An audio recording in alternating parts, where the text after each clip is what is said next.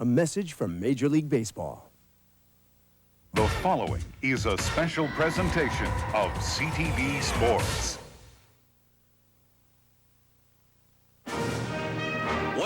Where should they look for heroes? You know, the kind you can grab onto, even trade them with your friends. The battles of October bring all kinds of moments to remember. In Game 1, the Phillies gave us, well, some moments they'd like to forget.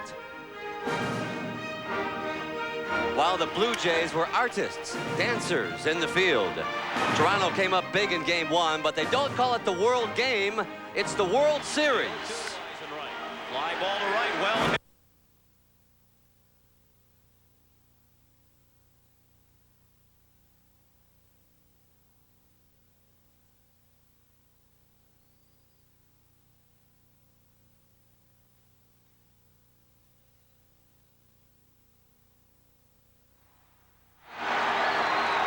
You want to be on the edge? Let your heroes do the October driving. Always be ready for the unexpected. Baseball, I think I love you.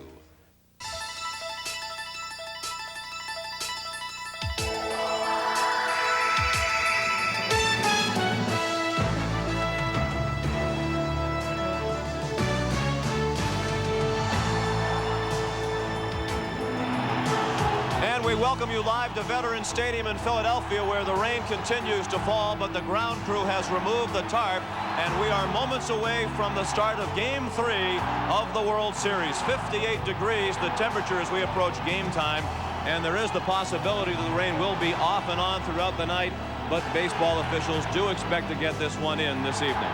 Hello, everyone, and welcome back to the Vet. I'm Sean McDonough along with Tim McCarver, and it's great to have you with us as the scene shifts to the National League Park for the first time in this series, and that means the DH will not be employed. The pitchers will bat for themselves, and all the speculation leading up to the start of tonight's game has been about what Cito Gaston would do with his troops. He's decided to use Paul Molitor at first base, Ed Sprague at third, and John Olerud is the odd man out. And John Olerud, you may remember, is the American League batting champ. So you're not only replacing an American League batting champ, but defensively it could be perilous at first base for Paul Molitor. The reason, the Philadelphia Phillies are stacking 6 left-handed hitters against the Blue Jays tonight. Pat Henkin throws a lot of off-speed stuff that'll give the left-handed hitters a chance to pull the ball, and I think Paul Molitor could have a lot of action down at first tonight. Pat Henkin is the starting pitcher tonight for the Toronto Blue Jays, and he'll be opposed by the lefty, Danny Jackson. We'll return to Veterans Stadium after this word from your local station.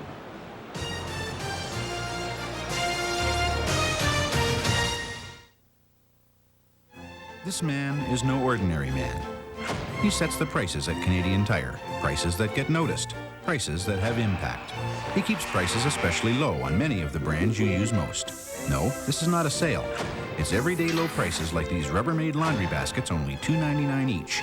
And save every day on value pack light bulbs, just 99 cents each. So please, don't be alarmed. He just likes doing his job. There's a lot more to Canadian Tire for a lot less.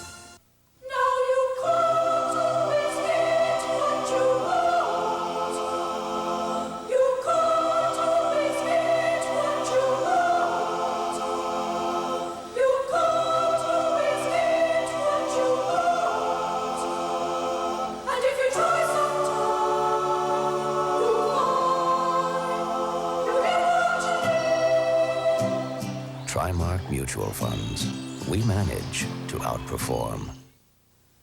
It has a responsive dual overhead cam engine, but it's not a Mercedes. It has a highly advanced multiple link suspension system, but it's not a BMW. It has dual airbags and 24-hour roadside assistance, but it's not a Lexus. It's an entirely different kind of luxury sedan. It's an affordable one. The new 1994 Nissan Altima, built for the human race.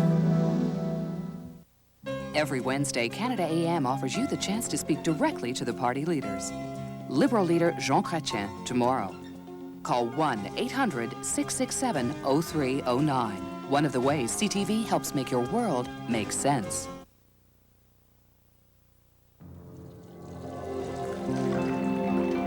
Now, you'll have to find something else to talk about Monday mornings.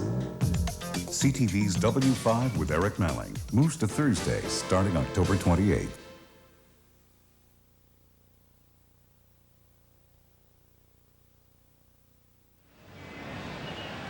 Welcome back to Veterans Stadium in Philadelphia, site of Game 3 of the 1993 World Series between the Toronto Blue Jays and the Philadelphia Phillies. These fans have waited 10 years for the return of the World Series, and they'll have to wait at least a little while longer as the ground crew has put tarps back on the field on the dirt parts of the infield. Let's check in with Jim Gray. All right, Sean, I'm here with Dick Wagner, who represents Major League Baseball, and just as we speak, it looks as though they're going to be picking the tarps back up. What is the situation? Well, we were to have the umpires at the plate about a minute after 9, and it was sprinkling, and they decided to go back in the room even though they were asked to go forward and have the meeting and be ready to start. The weather experts with the radar tell us that this is not enough to show on the radar even. But the umpires felt it was raining, and we'd like to get this thing started. So you expect baseball to get underway right now? Yes, very shortly.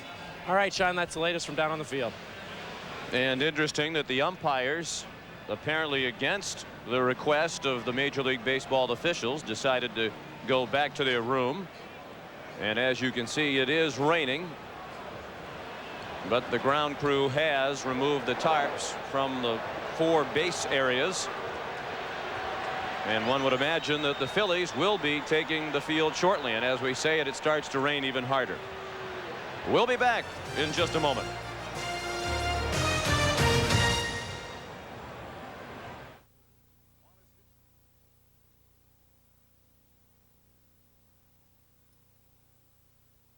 I'm here because baseball was a passion to me, and I think that's really what it has to be. I've been a member of the Hall of Fame since 1983, and American Express card member since 1986. It's been around for a long time, and I know that it's going to work. American Express is welcomed in Cooperstown and a lot of other big league towns. Over and over again, people ask me what I believe in. It's very simple. I believe in the people of Canada. I believe in the rights to dignity and security. I believe that they should go to bed at night without worrying whether or not they will have a job in the morning, whether or not their children will have a future. I believe in my plan. I believe in my people. I believe we will make a difference.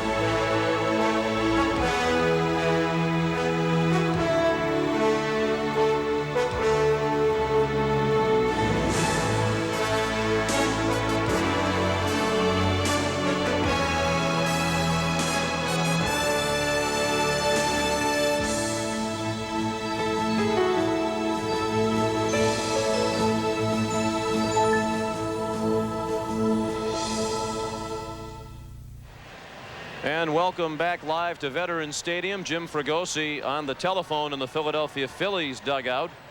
And the ground crew has now begun the task of putting the entire tarp back on the field. So it's going to be more than a few minutes now before the Blue Jays and Phillies get after each other in Game 3. If you're just joining us, it started raining here in Philadelphia about 7:15 this evening and interrupted the Toronto Blue Jays batting practice and infield. The Phillies got their work in, and the ball game has not started at any point tonight. They do expect that the rain will move out of here. We've heard estimates ranging up to about 10 o'clock tonight before the rain should be fully clear.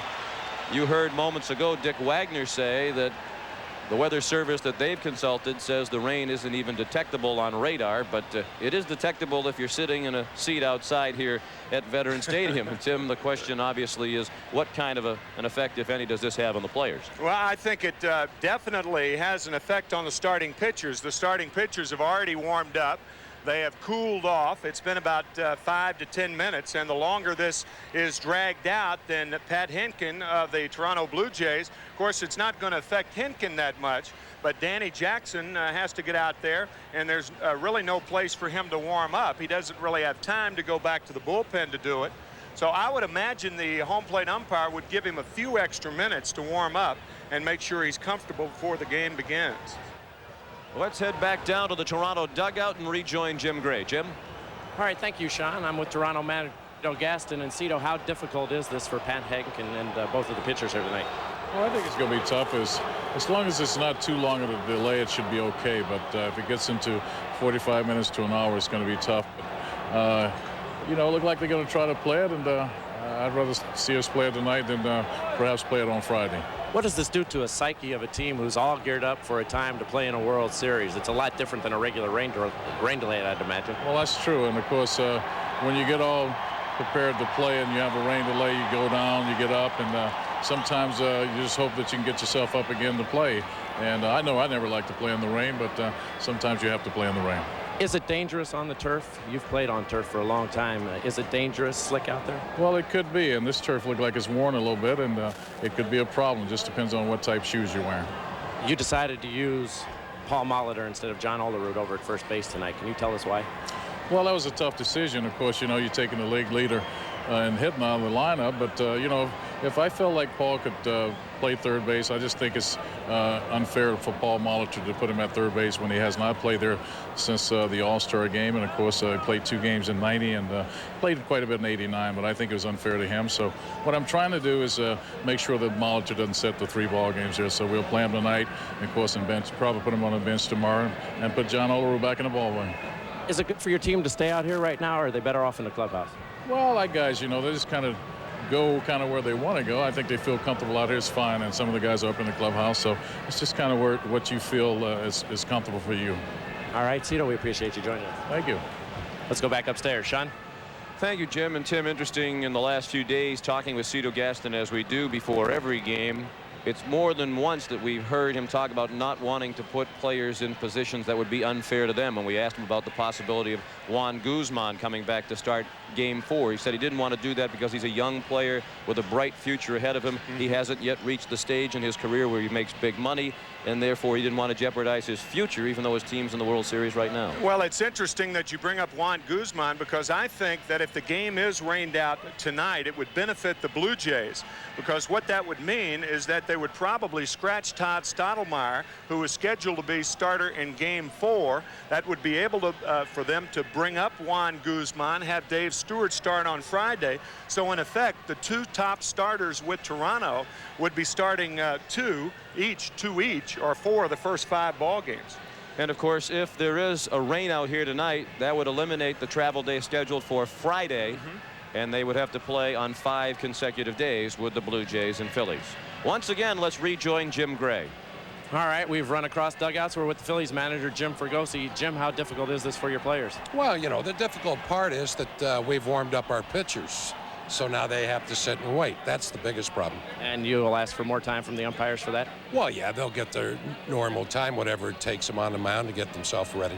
We just talked to Cito Gaston. What does it do to the psyche of a team? They're all geared up. This is the first time in 10 years here in Philadelphia that the World Series has come, and now everybody's delayed by rain. What does that do to the psyche of a team? Well, you know, certain places in Toronto, they're not used to that because of the dome. But, you know, we have this kind of problem quite a bit. You know, I know our people thought that there was a break in the rain, and we tried to start it at 9:05, and we'll just take it from there. You've had some rain delays here and then come back out on the field. What is the condition of Veterans Stadium, and how does the drainage work? Well, it gets slick. There's no question about it. Balls will go through the infield quicker, and they're tougher to catch. They've taken the tarp off the field, so we may have baseball pretty soon. Jim, thanks for joining us. Okay, babe. Take care. Let's go back upstairs to Sean and Timmy. Thank you, Jim. And Jim, we'll have more from Veterans Stadium right after this.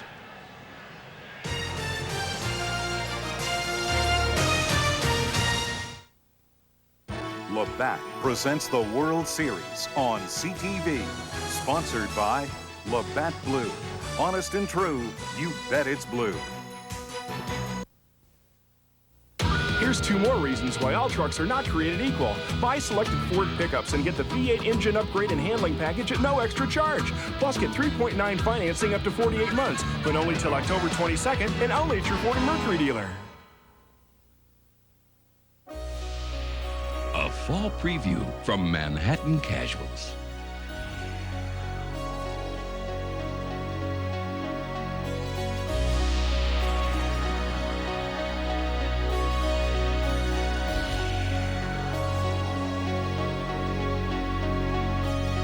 Manhattan Casuals for men and women, Bayside, Saskatoon, and the Galleria, Regina. Here's 2 more reasons why all trucks are not created equal. Ford trucks offer split bench seating, power lumbar, and improved super cab rear seating. Plus, get 3.9 financing up to 48 months, but only till October 22nd and only at your Ford and Mercury dealer. The rain delay continues, but now the umpires are out at home plate. And they're about to meet the managers and exchange lineup cards. So it does appear that we are minutes away from the start of Game 3 of the World Series between the Toronto Blue Jays and the Philadelphia Phillies. The series even at 1 win apiece as they come back to Philadelphia for Games 3, 4, and 5. Cito Gaston's lineup, the source of much speculation prior to tonight. Ricky Henderson leads off in left field. Batting second, the center fielder Devon White. Paul Molitor will play first base tonight. He's hitting third. The cleanup hitter is right fielder Joe Carter. Roberto Alomar is the second baseman, batting fifth. Batting sixth at short, Tony Fernandez. Ed Sprague is the third baseman, hitting seventh. The catcher, Pat Borders, hits eighth. And Pat Henkin bats ninth. Pat Henkin has hit only 3 times since high school back in 1986. That was in spring training this year. He went 0 for 3 in spring training with 2 strikeouts and a ground out, and none of the Blue Jay pitchers are looking forward to hitting in the 3 games here in Philadelphia.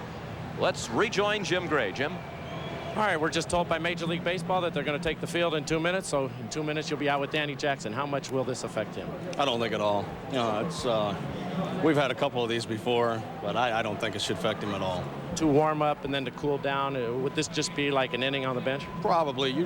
It's a little different because you're starting the game. You haven't actually been out there, but you know, he's a veteran pitcher. I'm sure he's done this before. Hard to get psyched up. You were all psyched up, ready to play the World Series, and you sit here for 45 minutes. Is it tough to get back up again? No, heck no. We're ready to go. All right, Darren, thanks for joining us.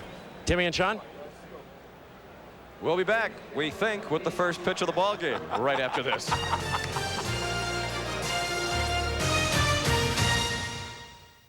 Hey kids, join the McBlade Club and get in on fabulous fun and prizes just by watching Bonkers and Cosby weekday afternoons from 4 to 5. Each day, watch for a different series of numbers from your McBlade's membership cards. That's your cue to call the phone number on your screen. You could win fabulous prizes from Bonkers, McDonald's, and Saskatoon Blades. You've got to be a McBlade Club member to win, and you've got to be watching CFQC TV between 4 and 5 weekday afternoons. So sign up now at any Saskatoon McDonald's. Join the McBlade Club and win, win, win. You can ski over these gates. It's terrific. Well, it's great, yes. Disgusting. It's from Madagascar. Wait a minute, he's hanging on. I'm going to learn how to do that.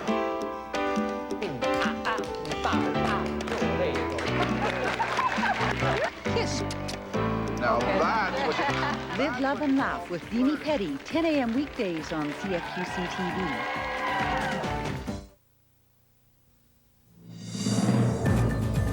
This is CTV, Canada's official network of the Olympic Winter Games. The first 2 games were played at Skydome in Toronto. The Blue Jays won the first 8-5. Philadelphia evened the series with a 6-4 win in Game 2. Tonight's game to be played here at Philadelphia, obviously, and the next 2 games in this series will be played here at the Vet, with first pitch scheduled for 8:12 Eastern Time, airtime here on CBS, 8 o'clock Eastern Time. And games 6 and 7, if necessary, would be back at Skydome Saturday and Sunday. And note the first pitch times 8:12 on Saturday, 8:29 on Sunday. The managers have exchanged lineup cards at home plate. Cito Gaston's lineup card had Paul Molitor on it, and he gave his reasons to Jim Gray, Tim, for playing Paul Molitor at first base instead of third. Paul Molitor has not played in a game at third base since 1990, and back then he only played in 2 games.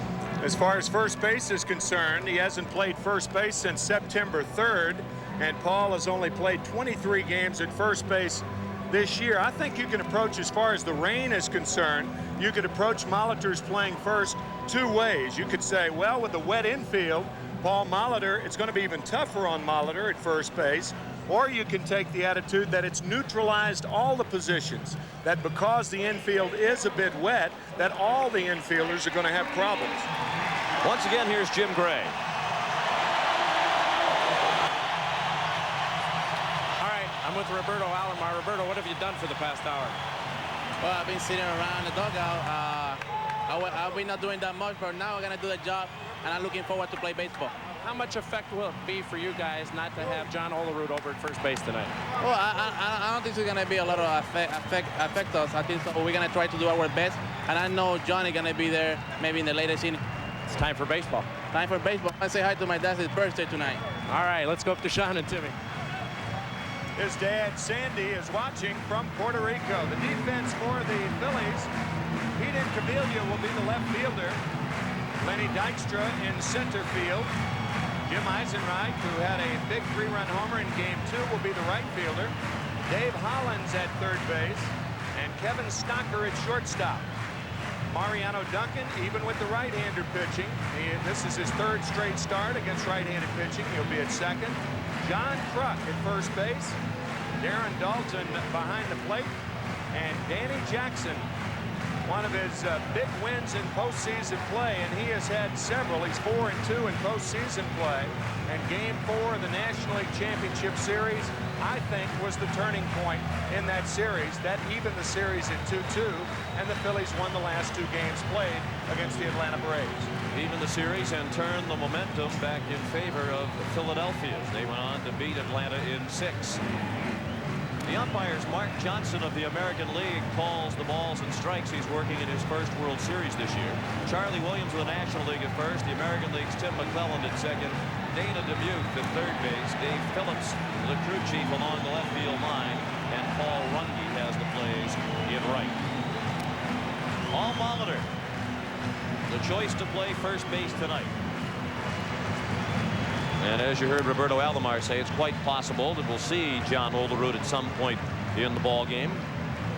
Very likely, according to Cito Gaston, what he had to say to Jim Gray, that Olerud will be back in there tomorrow night when Philadelphia has a right-handed starter scheduled.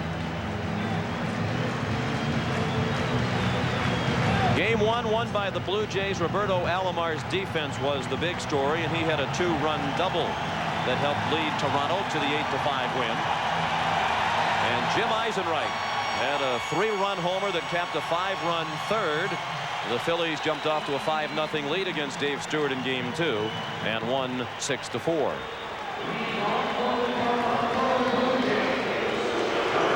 The first pitch was scheduled for 8:12. At the moment it's 9:24, so the rain delay. An hour and 12 minutes. And Rickey Henderson is ready to get this one started. He hopes to get himself started. He's had a quiet first 2 games of the series. Jackson's first pitch of Game 3, a called strike.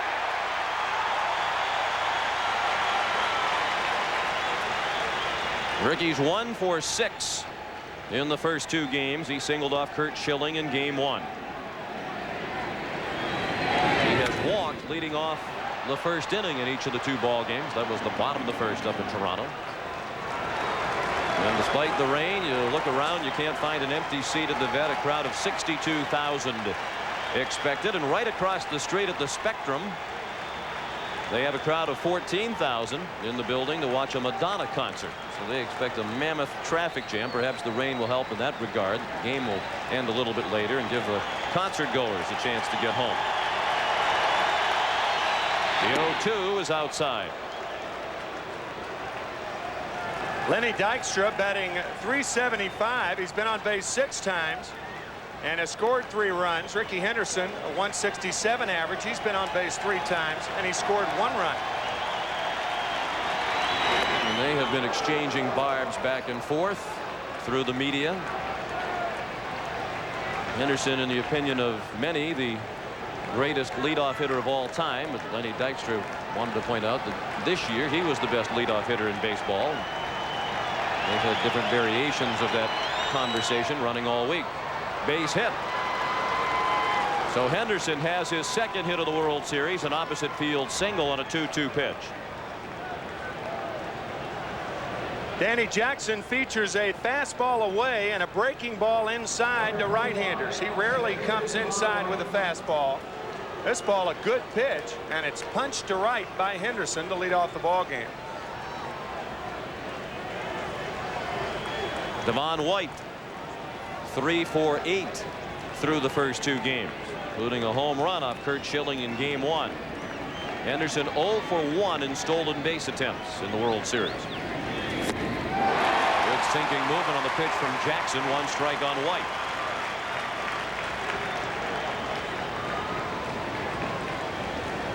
Maybe thinking, how will the running game be affected? My opinion, not at all. The infield is not that wet. It has been covered for the most part all evening. So I don't think the running game will be affected at all. Henderson stole 53 bases during the regular season. 22 of those with Toronto. He has 24 stolen bases in his career in the postseason. That is the all-time record. Short lead that time as Jackson went to the plate and missed, leveling the count at 1-1 on Devon White. The only time Henderson has tried to steal in this game was in game 2, and Terry Mulholland throwing over to first, and he held him close enough.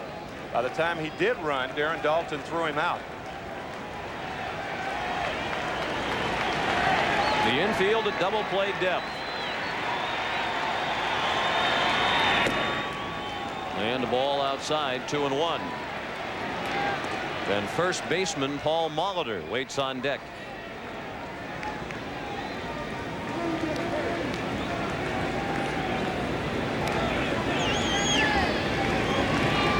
There were 2 Toronto newspapers yesterday that pleaded with Cito Gaston to put Ricky Henderson on the bench and play somebody else in left field due to his ineffectiveness not only in the first 2 games in this World Series, but he hit 120 in the league championship series against Chicago, and in the regular season after joining Toronto hit just 215. So he has not been very productive since joining the Blue Jays. But as Cito Gaston said before the game tonight, he's capable of turning it up a notch at any time, and he can control the flow of a ball game almost single-handedly. Devon White took ball 4, and the Blue Jays have the first 2 men on in the top of the first. And Darren Daulton goes to the mound to speak with Danny Jackson. Danny's 31 years old, from San Antonio, Texas. Went to high school in Colorado, attended the University of Oklahoma, and now makes his home in suburban Kansas City and Overland Park, Kansas.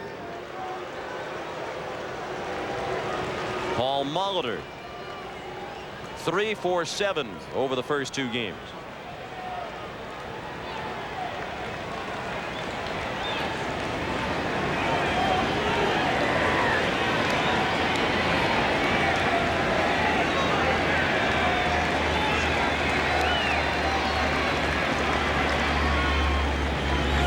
To the plate with ball 1 low and in on Molitor. It is imperative for the middle infielders to hold Henderson close, but look at Kevin Stocker. When he does that, he opens up the hole on the left side for Molitor to pop one through to left field. Henderson, by the way, has stolen third base 15 times this year in 16 tries.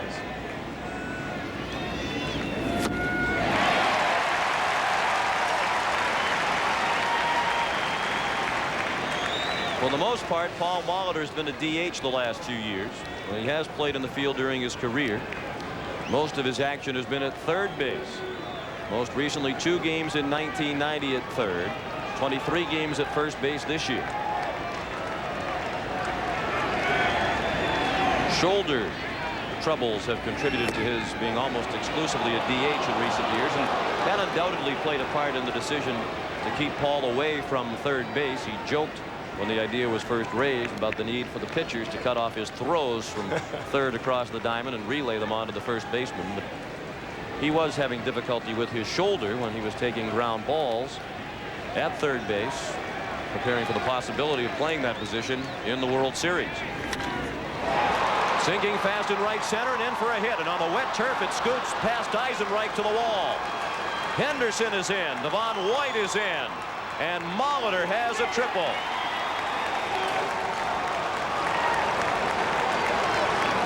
Which ought to diffuse any controversy about the decision rather quickly.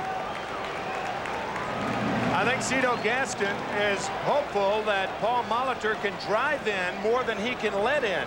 And so far on that side of the ledger, it's 2-0.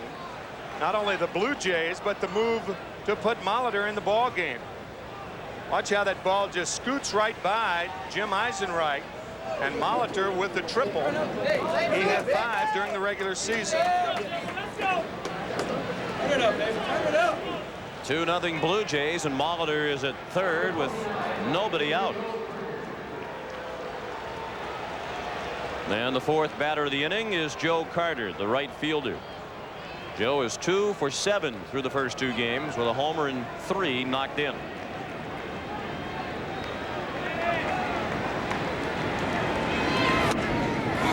Strike 1. The infield is back for Philadelphia.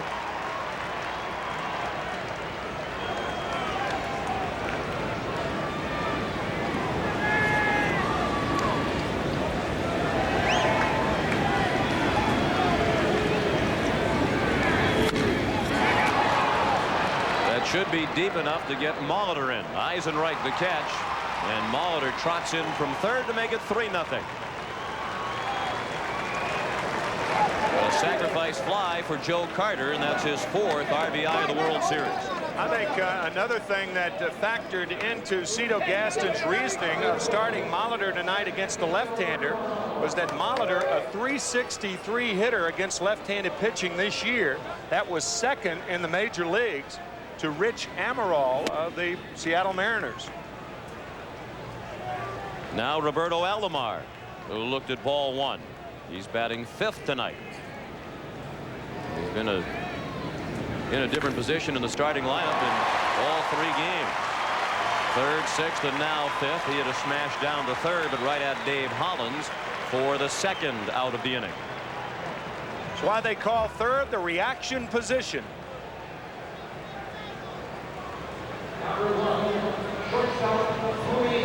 Especially when you play in close, watching for the bunt, the ball gets on top of you in a hurry.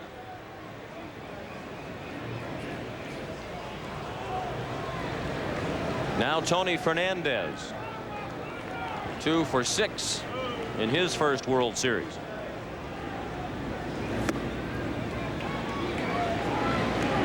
Well, Jim Gray asked a number of the participants about the effects or possible effects of the delay, and just about everybody shrugged it off. But you wonder if the waiting might have affected Danny Jackson as he prepared for the first. Eisenreich, a nice running catch on the warning track to end the inning.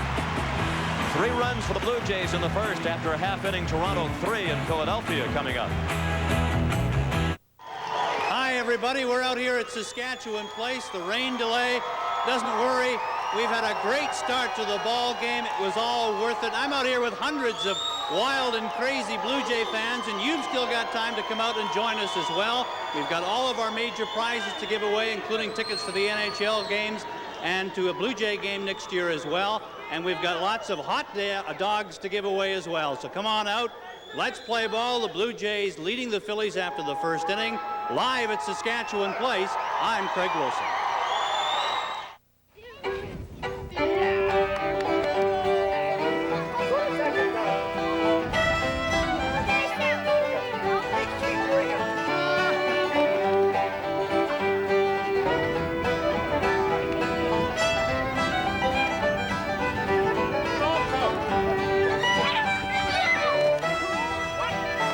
Kevin Waugh, Craig Wilson, and Warren Henderson.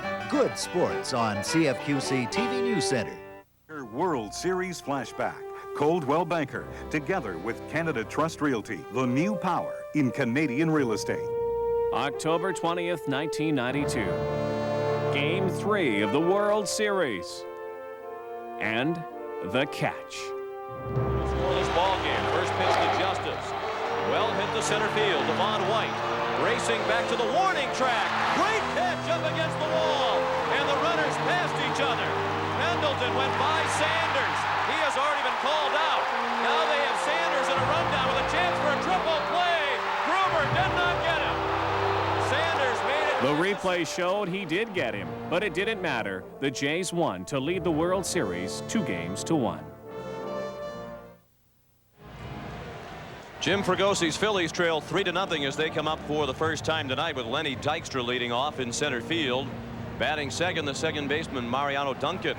John Kruk is the first baseman batting third. The cleanup hitter, third baseman Dave Hollins. Batting fifth and doing the catching, Darren Dalton. The right fielder Jim Eisenreich hits sixth. Pete Incaviglia, the left fielder, hitting seventh. Kevin Stocker is the shortstop batting eighth, and the pitcher Danny Jackson hits ninth. The defense for Toronto, Ricky Henderson playing at left field, Devon White the center fielder, and Joe Carter in right. Ed Sprague at third base, Tony Fernandez at shortstop, Roberto Alomar the second baseman, and Paul Molitor at first base with Pat Borders behind the plate and Pat Hinkin on the mound. 19-9 this year. That was tied for second in wins in the American League. Here's a key point tonight. Left-handed batters collectively hit .285 against Hinkin this year, and the Phillies have 6 of them with which to deal tonight. The Toronto bullpen wants to watch Pat Hinkin's first ever World Series start, and as a result of the rain, they had to come out and clean off the windows. That's Mark Eichhorn doing the housekeeping. Looks like 7th Avenue and 36th Street in New York City.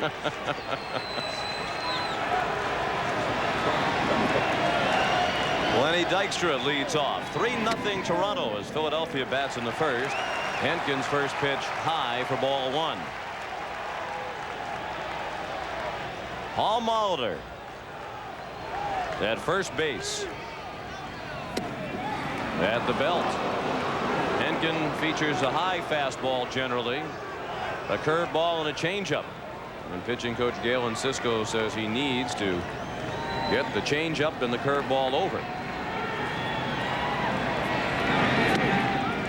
He missed with the breaking ball. 2 balls and a strike on Dykstra. Pat Hinkin, just 24 years old, from Fraser, Michigan. Those are the numbers about which Tim was speaking. Left-handed batters. .285 against Hinkin this year. Big rip by Dykstra, 2-2.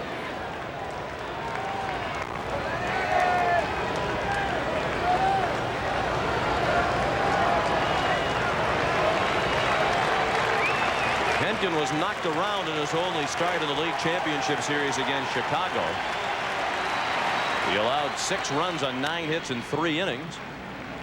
And there was some concern on the Blue Jays side about his lack of velocity late in the regular season and in that playoff start against Chicago. But Hinkin has had 11 days off prior to tonight's start. And he believes that the velocity will return with the time off. He's already had 1 fastball, registered 91 on our gun, and seemed to have plenty on that one for strike 3.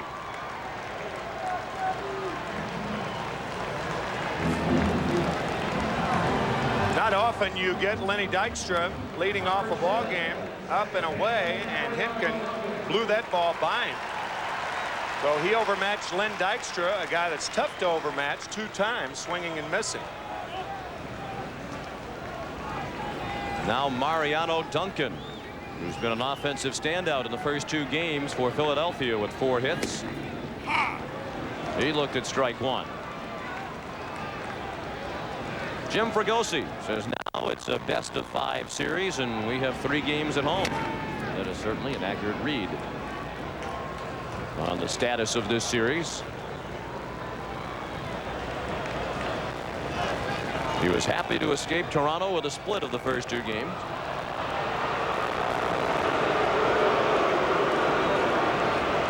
Duncan quickly in the hole, 0-2. And he laid off the breaking ball outside.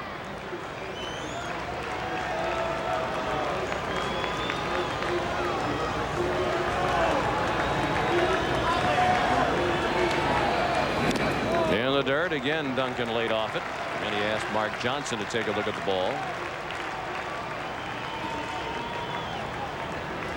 Henkin started the year as the number 5 starter out of spring training, and as a result, he didn't pitch very much in the first month of the season with all the off days built in. Saw his first action of the season out of the bullpen. Pitched twice in relief before moving into the starting rotation. And what a pleasant surprise he was for Toronto, winning 19 games. He told his father, Pat Sr., leaving spring training, that he'd be happy with a .500 record and an ERA of below 4 in his first full major league season, because that is generally considered a pretty good year by a 5th starter. He did much better than that.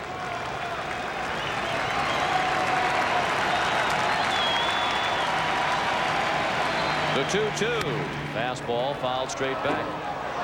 And of course, they needed that kind of a performance from Pat Henkin, Tim, because for much of the year, Jack Morris was a big disappointment, and Dave Stewart struggled after being injured in spring training. And they lost David Cone to free agency. Cone signing with the Kansas City Royals. Base hit. Blue Jays also lost Jimmy Key to the Yankees.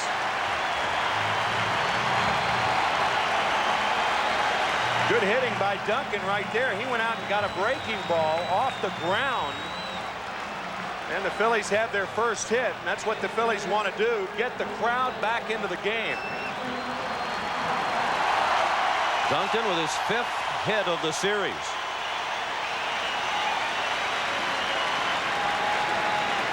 Which ties him for the series high with the man at the plate, John Kruk. He went 5 for 9 in the 2 games at Sky Dome.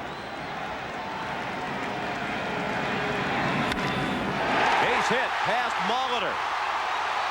Duncan on his way to third. Carter overran the ball, and Kruk moves into second. Second and third with 1 out for Philadelphia.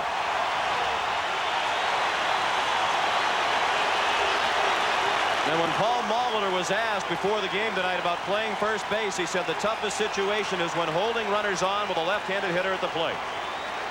You could see he was set. Would John Olerud have gotten to this ball? Possibly, because he's a left-handed thrower. The glove would be on the right hand. But Molitor has to dive for the ball, and again, we go back to that. Will Paul Molitor drive in more runs than he'll let in tonight? Now, I want to add that that was a very difficult play, and even a left-handed throwing first baseman would have had a tough time with that ball. It's a single for Kruk, and charge Joe Carter, the right fielder, with the game's first error, allowing Kruk to move to second. So 2 men in scoring position. The tying run at the plate in the bottom of the first. Dave Hollins, the batter. And the switch-hitting third baseman looked at ball 1 low. He's 2 for 8 through the first 2 ball games with 1 RBI.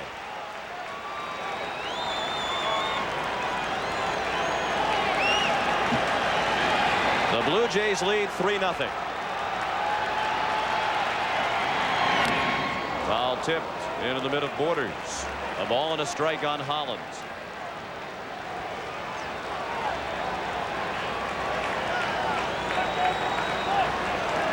Duncan, the runner at third. He singled with 1 out.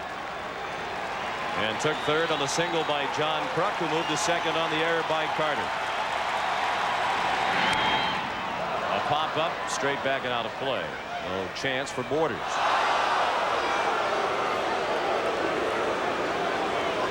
Henkin, a slow starter over the course of the regular season. His ERA in the first 3 innings over 5 and under 3 thereafter.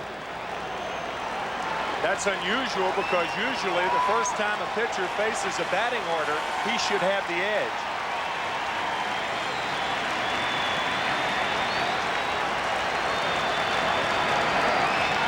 The 1-2 to Hollins. Strike 3. He tied him up with the high inside fastball for the second out of the inning. Both have come via the strikeout. See, often it is not necessarily the pitch, it's how you got there, and he got there with breaking balls and now blows the fastball by Hollins up and in. That's where the Blue Jays want to finish Hollins off. Doesn't mean that they have to stay there all the time, but that's where they want to finish him off. A good pitch by Henkin. Now Darren Daulton, 2 for 9 in the series.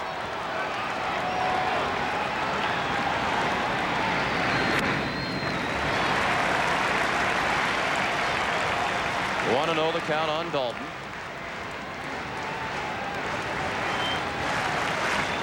(3-0) Blue Jays in the bottom of the first. The Phillies threatening with runners at second and third and 2 outs. Strike 1-1. Jim Eisenreich hoping for a chance to bat here in the first inning.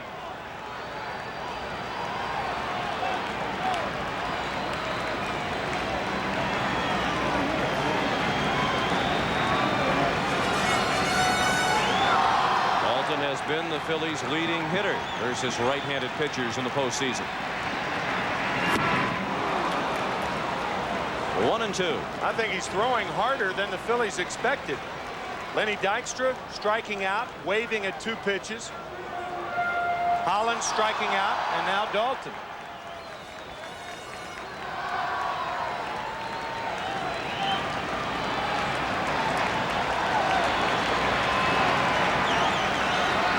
The 1-2. Breaking ball low and in.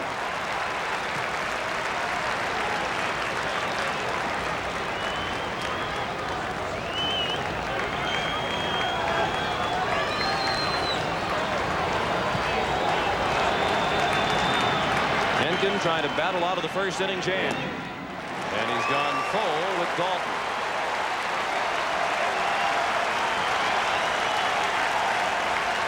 Who drove in 105 runs during the regular season.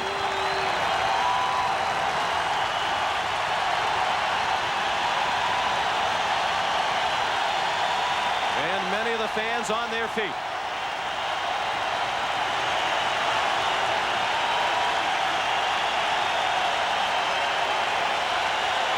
The payoff pitch. He struck him out with the high fastball. 3 strikeouts in the first for Henkin. After 3-0 Toronto. Labatt presents the World Series on CTV. Sponsored by Imperial Oil and Esso Associates. You're on your way with Esso. It looks European. Yeah. Definitely European in style. He hugs you. There's lots of room. It's very inviting and comfortable. Transversely mounted V6. If I want to be by myself, I won't go upstairs and read. I will go for a drive.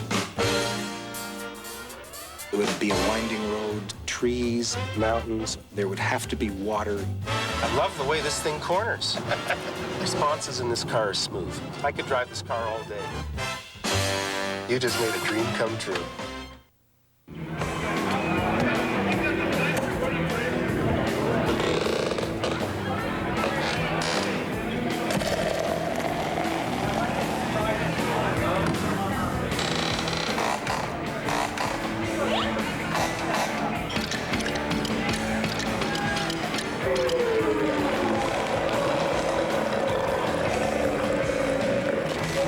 Taste of Labatt Light. Now that's refreshing. The Esso Tiger team talks pride. Customer liked my smile. I watched you guys work and we always had a grin from ear to ear. It's like being just a real family. And when you enjoy being together, you enjoy your customers more, you treat your customers better. There's a great amount of care taken in everything that Esso does. We take what we do very seriously. We expect to be the best, and we work at it. Customers #1. Quality, friendly service. And I think that's what it all comes down to. You're on your way with Esso. It looks European. Yeah. Definitely European in style. He hugs you. There's lots of room. It's very inviting and comfortable. Transversely mounted V6. If I want to be by myself, I won't go upstairs and read. I will go for a drive. It would be a winding road, trees, mountains. There would have to be water. I love the way this thing corners. Responses in this car are smooth. I could drive this car all day. You just made a dream come true. Molitor is in the lineup tonight. John Olerud is not. Pat O'Brien spoke with the 2 of them. Yeah, you know, it's been a while since I've been out in the field. It's been over a month, so it'll be a little strange being back out there with the leather, but hopefully I won't bring the ejecto glove with me and I can hold on to the ball over there. Well, I think naturally you're disappointed just because you want to be in all the ball games you can. But, I think we're got kind of a unique situation here. No DH at the National League ballpark, so somebody's going to have to sit down, and no matter who it is, they're going to be disappointed. So they call it a team sport, I guess. Yeah. Ed Sprague, the leadoff hitter. 1 for 8 in the first 2 games, and of course there was much speculation leading up to tonight's game that Sprague would take a seat and Molitor would play third. Out of play, 2 balls and 1 strike. The Blue Jays batting in the second with a 3-0 lead. They have Sprague, Borders, and Henkin. The bottom third of the order coming up against Danny Jackson, who allowed the first 3 Blue Jays to reach in the first inning. All 3 of them scored. Then he retired 3 in a row. We mentioned earlier Jackson's postseason success. It's his 3rd World Series team with which he has started. Bounce to short to Kevin Stocker. 1 out. Jackson started with the 85 Royals and the 90 Reds, and now this year for the Phillies, only 2 other pitchers have started World Series games with 3 different teams. Bullet Joe Bush did it. Gotta like that, Bullet Joe Bush. That means he threw hard. Jack Morris did it most recently for the Blue Jays last year. Bullet Joe Bush, for the historians in the audience, played for the 1913 Athletics, the 1918 Red Sox, the last Red Sox World Championship team, and the 1922 Yankees. Jack Morris, of course, in '84 for the Tigers, 91 for the Twins, and last year with the Jays. And you had a look at Jack Morris, who hopes to be pitching for somebody next year. It probably will not be the Blue Jays. They have a buyout option of his contract. If they bring him back, they'd have to pay him $5 million, and that's highly unlikely. Pat Borders, the hitter. 2-1 the count. Borders 2 for 8 in the first 2 games at Skydome.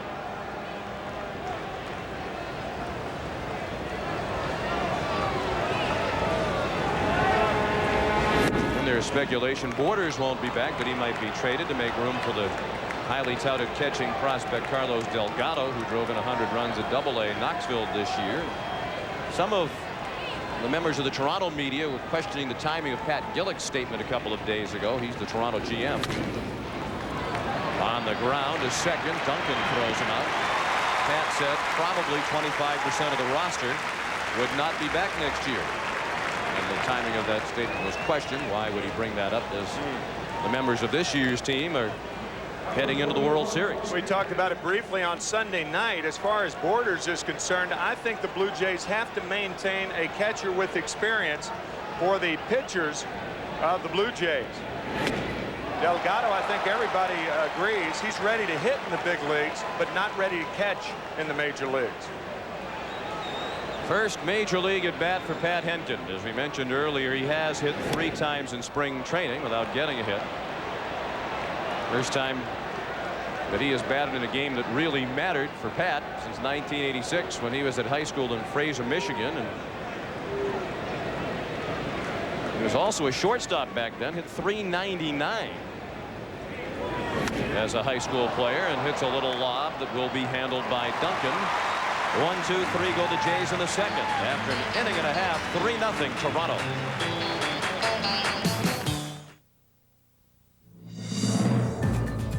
Watch the world's biggest event on CTV this winter, the Olympic Games. Only the Glad brand of zipper bags show you they're sealed.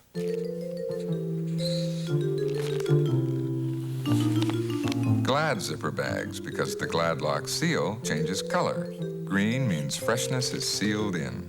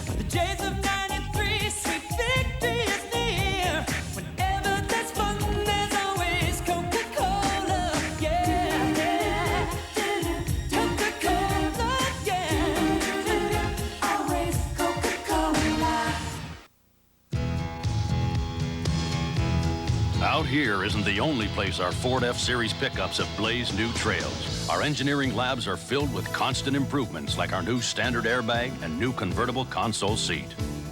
And yet, along with all these new ideas, there's one that's not new for us at all: toughness. Because when you design a truck for the future, it better be built to last that long. Ford F-Series, the #1 selling truck, is built Ford Tough. What's so special about Glad lunch bags? Glad. They're water resistant. Glad. They're easy to tie and light and easy to carry. Glad. And they're reusable too. Look for Glad lunch bags.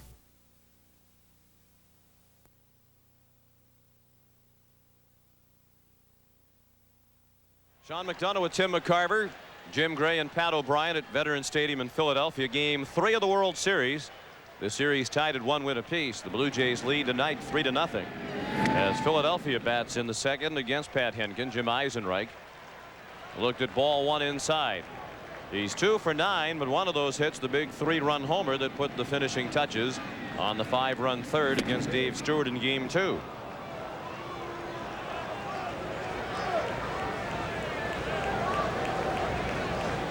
Henkin worked out of a jam in the first inning. When the Phillies got runners at second and third with 1 out, he struck out Hollins and Dalton to end the inning. Fernandez gets Eisenreich by a running step.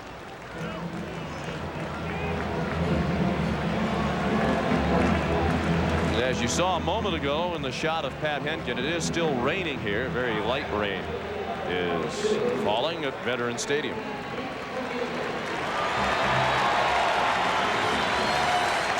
Pete Incaviglia in there tonight against the right-handed starter. Getting his second start in the series. He started game 2 against Dave Stewart. Bill Thompson struggled down the stretch and in the postseason with the bat. So Incaviglia gets the call against right-handed pitching.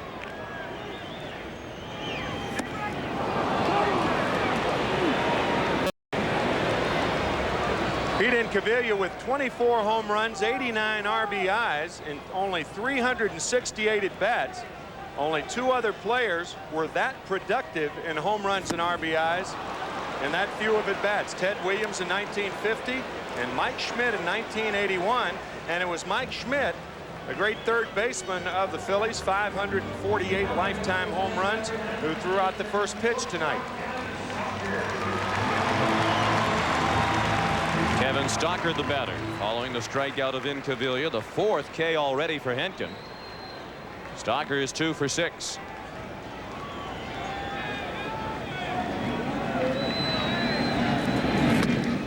He turned to bunt and had to go spinning out of the way as Henkin missed inside with a fastball. Normally you wouldn't bunt with 2 out and nobody on, but in this case, if Stocker can get on, it clears the pitcher, and Dykstra can lead off the 3rd inning. Bounced foul. Tim mentioned that Mike Schmidt threw out the first pitch. And there's a look back at that moment. Philadelphia native Darrell Hall sang the American national anthem, and Dan Hill the Canadian national anthem. Mike Schmidt, 3-time MVP in the National League, 548 career homers, and one of 4 numbers retired by the Philadelphia Phillies. Robin Roberts, Rich Ashburn, and Steve Carlton the others. Henkin's 1-1 to Stocker is low and in. Wait a minute, you said Dan Hill and Darrell Hall singing the national anthems, and this was supposed to be a night when no DH was used. Dan Hill, Darrell Hall. There he is right there. There is a DH in the stadium. One of 2 DHs used tonight. Alomar throws him out. Henkin has a 1-2-3 inning. After 2, 3-0 Toronto.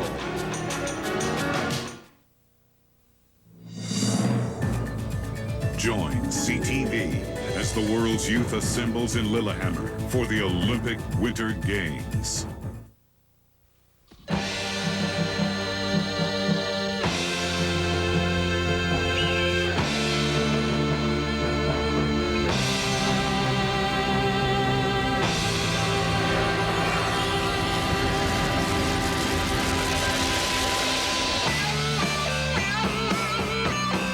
heat pasteurizing, and no added preservatives. It's Canada's own cold-filtered Labatt Genuine Draft. Let the cold winds blow. You'll be cozy and warm with new Seal and Strip from Mono. Clear, self-sealing Mono Seal and Strip. Seal and Strip seals on contact to prevent wind around windows and drafts around doors. And when it's no longer needed, Seal and Strip simply strips away. Try new Mono Seal and Strip and give drafts the runaround.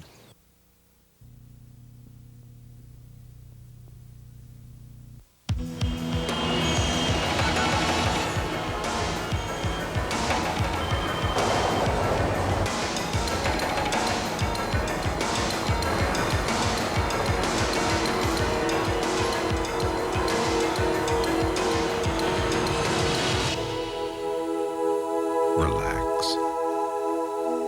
There are enough hours in the day. Canada Trust. Thinking like a customer. It looks European. Yeah. Definitely European in style. He hugs you. There's lots of room. It's very inviting and comfortable. Transversely mounted V6. If I want to be by myself, I won't go upstairs and read. I will go for a drive. It would be a winding road, trees, mountains. There would have to be water. I love the way this thing corners. Responses in this car are smooth. I could drive this car all day. You just made a dream come true. Among those in attendance tonight, Phillies manager Jim Fregosi's parents. That's Archie in the Phillies jacket. And Jim's mother, Margaret, in the background. As we mentioned during Game 2, Archie at age 80 is still the third base coach for Galley's Bakery softball team in South San Francisco. And is one of the all-time great second guessers of managers, according to his son, Jim.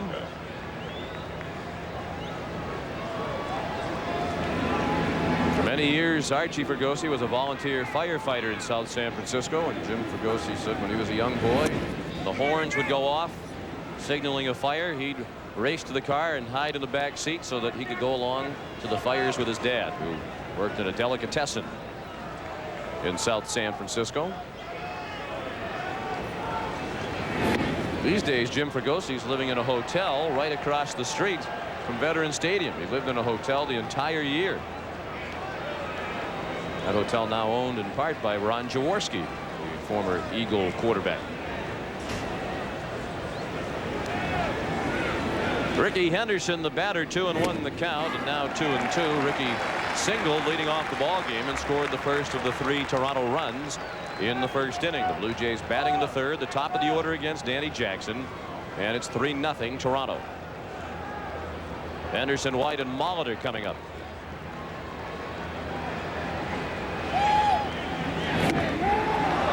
Just inside.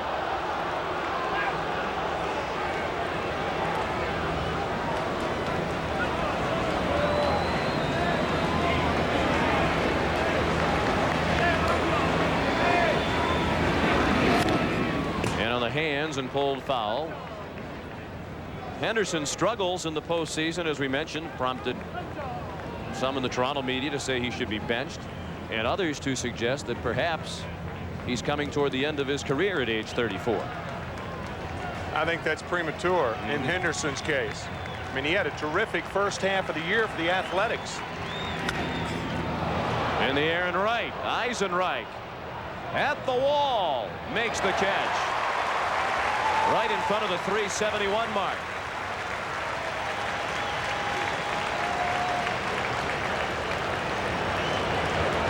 Henderson maintains that his struggles are a product of his injury, particularly the one to his right hand.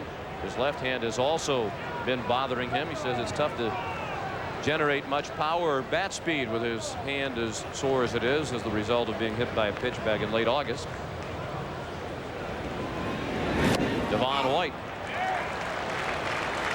looked at strike one. He walked and scored on the Molitor triple in the first.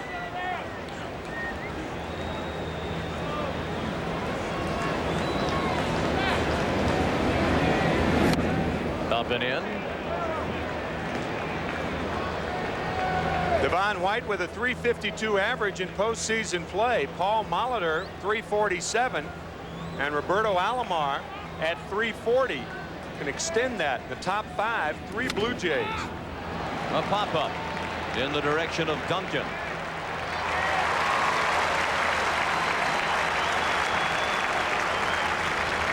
John Olerud cast in the unfamiliar role as spectator tonight.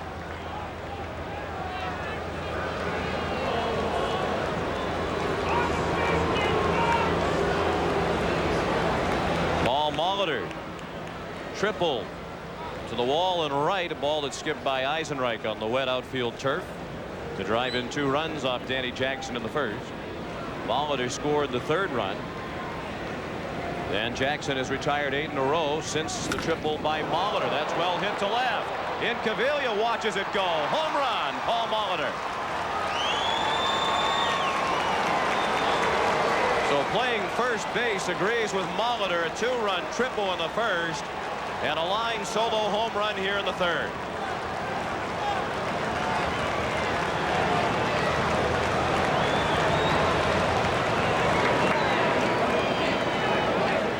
Gene Tennis, the hitting instructor of the Blue Jays, says that Molitor's hips explode on the ball. And you could see right there, Paul Wainer, Little Poison, used to say you have to belly button the ball. And did Molitor ever belly button that inside slider from Danny Jackson? Wow. 4-0 Toronto.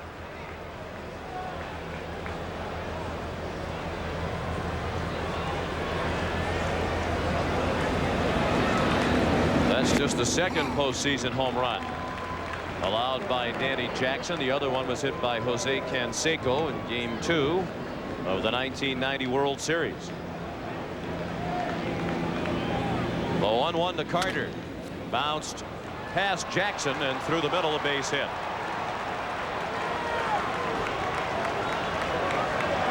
So Carter, who had a sacrifice fly in the first, is aboard with a 2-out single here in the 3rd.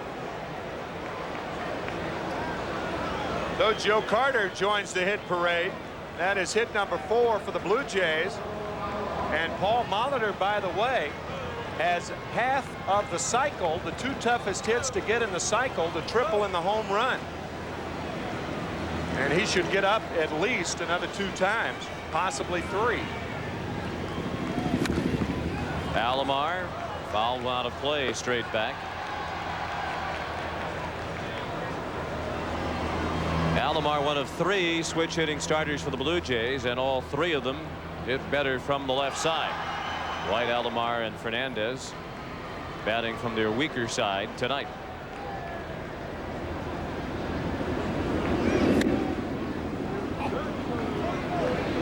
One and one on Roberto, who wished his dad a happy birthday in his chat with Jim Gray. Roberto said he didn't want his parents to attend the World Series games because it makes him nervous. They're watching from Puerto Rico.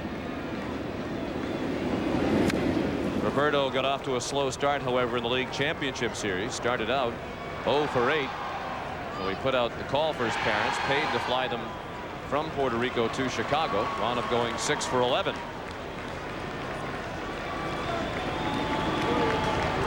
And perhaps they're listening to those gentlemen on the CBS Hispanic Radio Network. Carter runs, and Alomar sent one back to the screen again. Still 1-2 on Roberto.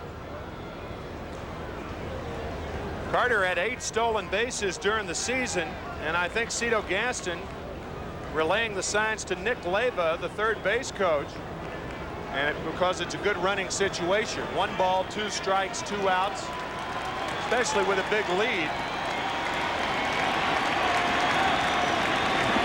Carter runs again. Alomar fouled one off the foot of Dalton. The reason that 0-2 and 1-2 counts are good to run on, especially with 2 outs and you have a lead, is that a pitcher has a tendency to waste a pitch in a situation like that, to throw the slider down and in, and the catcher often has to throw from a short hop. Very difficult to handle. And Jackson throws over this time.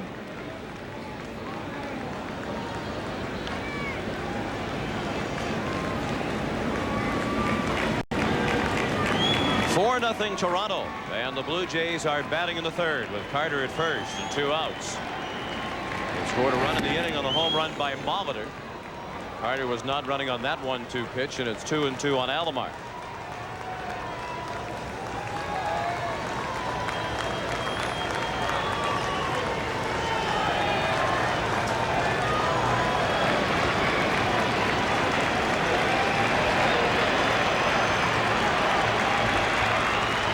Carter is not running. Alomar, base hit through the hole on the left side. Carter to second.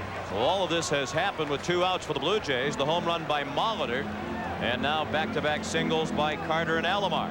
Everything happened with no outs in the first and with 2 outs here. And Johnny Padres goes to the mound. The 61-year-old pitching coach involved in the World Series for the first time since 1963.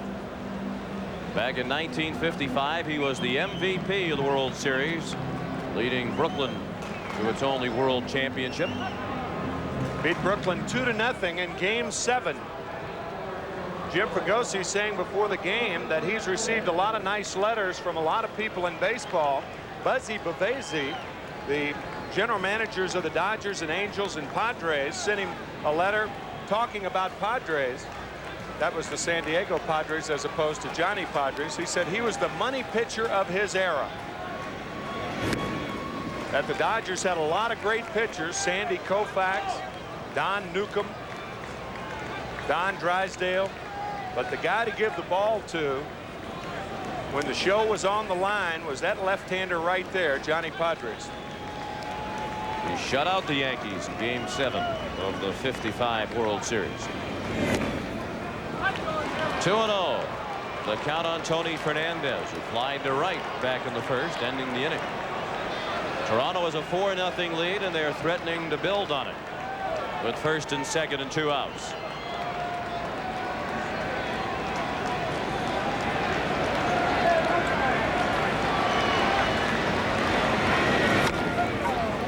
Chopped slowly to the right side. A tough play. Kroc has no play. Then thought about a throw to third as Carter had rounded the bag. The bases are loaded on an infield hit by Tony Fernandez. Most left-handers who put a lot on the ball fall over toward the third baseline before they can recover to cover first. And Jackson, with that leg kick of his, he's very low to the ground when he releases the ball. As a matter of fact, often the soft part of the forearm, the left forearm, will come around to hit the right shin, and for that reason he has a sponge on his right shin. Jackson from the windup with the bases loaded, and his first pitch to Ed Sprague was a ball.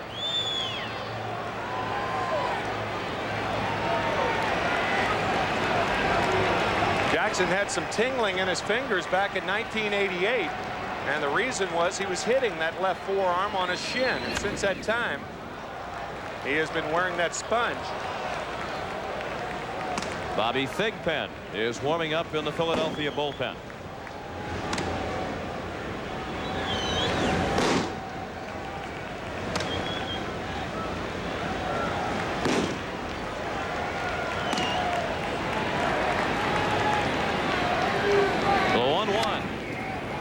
Straight back. Jackson has given up 4 straight hits. The home run by Molitor with 2 outs got it started, and 3 straight singles to Carter, Alomar, and Fernandez. And Jackson is scheduled to lead off the next inning for Philadelphia. There is the possibility of a very early pitching change for the Phillies. We're in the third. 4-0 Blue Jays. Sprague down the line and foul.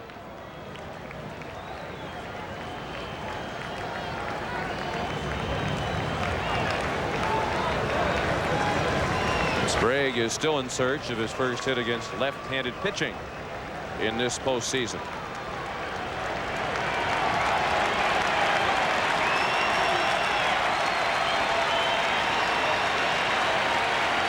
The 1-2. Bounced to just about the same spot.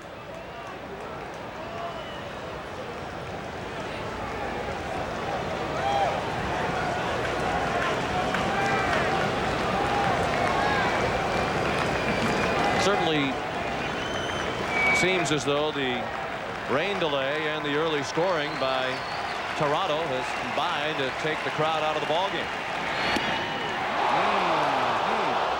Very close.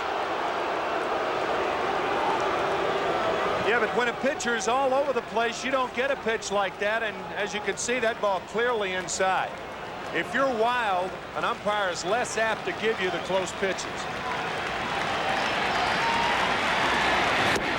He struck him out.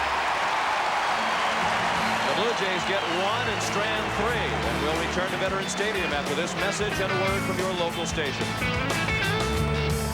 Start your Blue Jays World Champion collection today with a limited edition signed and autographed print of Dave Stewart or the 1992 World Series champion team, both signed and autographed from Collector's Choice, your sports art gallery. Order or reserve your print today at 665-8300. Now, Mr. Fidelford, we'll talk about the painting. Okay. Now, first, the living room. I want it to be a soft green. Uh-huh. Not as blue-green as a robin's egg. No. But not as yellow-green as daffodil bud. No. It should just be a sort of grayish-yellow green. Uh-huh. Good old-fashioned services available in Saskatoon at Days Paint, 701 2nd Avenue North, 1/2 block north of SGI. Accidents happen. Here's what you do. Report the accident to SGI. Bring the white sheet that you get from them to the body shop at Sherwood Chevrolet. We will order the required parts. When they arrive, we will give you a free loaner to drive while we are repairing your vehicle. You notice that we work on all makes of cars and trucks. Free loaner, guaranteed work, no gamble. Sherwood Chevrolet on 8th Street East. We'll fix it right. You're looking at one Canadian. At a time when small business owners run 98% of our businesses and employ 1 in 3 Canadians. To Royal Bank, his business is a cornerstone of the economy. That's why we've lowered his service charges by 10% for at least a year. A small break for small business. If it helps even one, it's worth it. After all, we got to be Canada's largest bank, one customer at a time. Start your Blue Jays World Champion collection today with a limited edition signed and autographed print of Dave Stewart or the 1992 World Series champion team, both signed and autographed from Collector's Choice, your sports art gallery. Order or reserve your print today at 665-8300.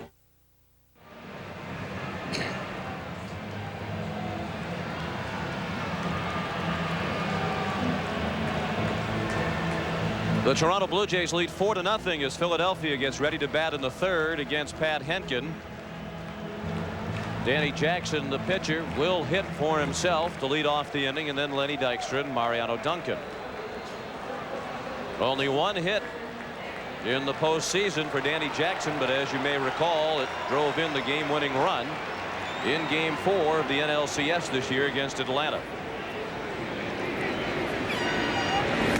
Henkin's first pitch of the inning, a strike. Pat has retired 5 in a row.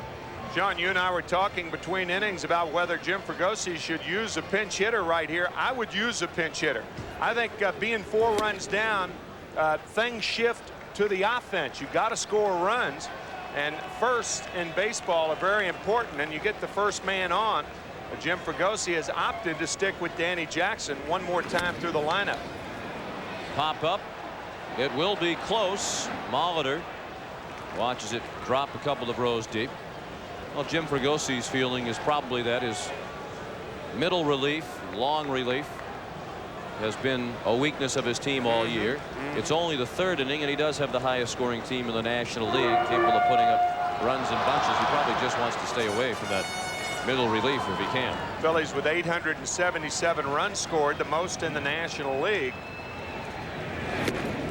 How many runs are too much? That I think is the thing. As Charlie Williams says, Danny Jackson went around. That's 5 strikeouts for Pat Henkin. And he only averaged 5 strikeouts per 9 innings during the regular season. So any worries about Henkin on the part of Blue Jay fans might be put to rest here with his strong performance through the first 3 innings. Lenny Dykstra started the Philadelphia first by striking out swinging.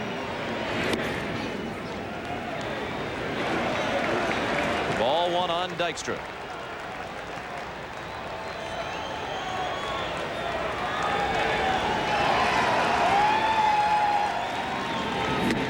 And ball 2 high. Dykstra, with a home run in this World Series, now has 7 career postseason home runs, tying him with Jose Canseco, Kirk Gibson, and Dave Henderson for most among active players. The all-time postseason home run leaders are Mickey Mantle and Reggie Jackson with 18 apiece.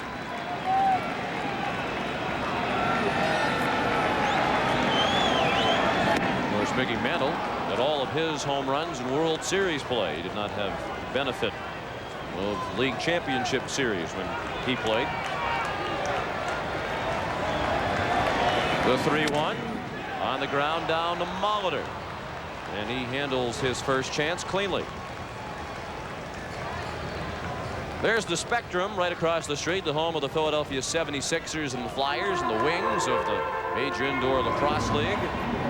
We mentioned earlier that Madonna is performing there tonight before a sellout crowd of about 15,000. So we have almost 80,000 people within a couple of hundred yards. And at 8:50 she took the stage, and that's about what you'd expect to see from Madonna. Coming on stage, she was saying, ain't got time to take a fast train. It's kind of the Phillies story right here. They better take a fast train. They trail 4-0. Of course, the city officials here in Philadelphia were encouraging people to take the train and the bus, any other form of public transportation here tonight to help eliminate what might be a colossal traffic jam. Duncan with a very high fly, handled by White. And the Phillies go in order again. Henkin has retired 8 in a row after 3. 4-0 Toronto. Sure, you're the expert. And these guys can't pitch, and that's where it all ends.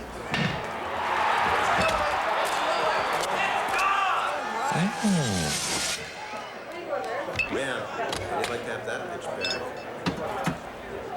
Pizza.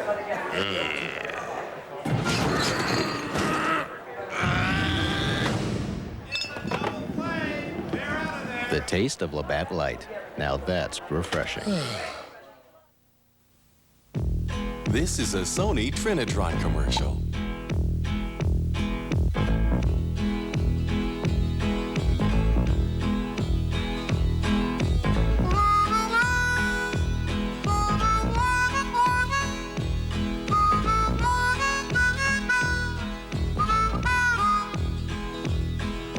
Sony Trinitron.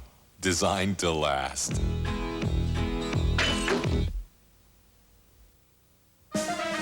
Well, with our volume, this could save us $2,500 in the first month alone. That's big news for us. Express Post not only slashes my courier costs, delivers me the same peace of mind. I like that. It's designed to fill that gap. It is right in the middle between mail economy and courier speed. New Express Post. Faster than mail, cheaper than courier. With call-in confirmation. For your free trial, call 1-800-361-3113.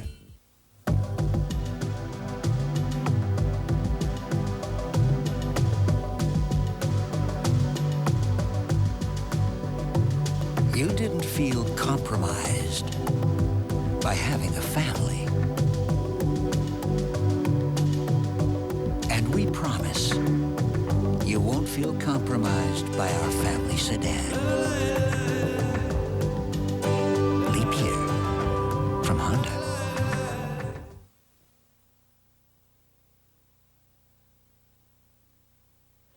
And for those of you just joining us, this ball game was delayed at the start, an hour and 12 minutes by rain.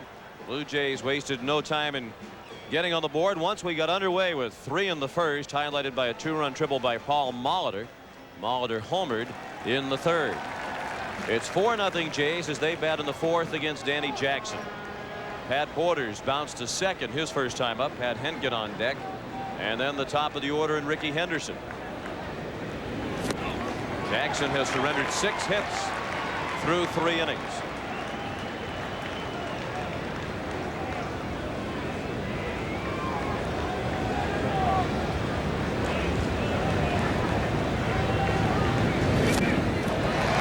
and 2 strikes.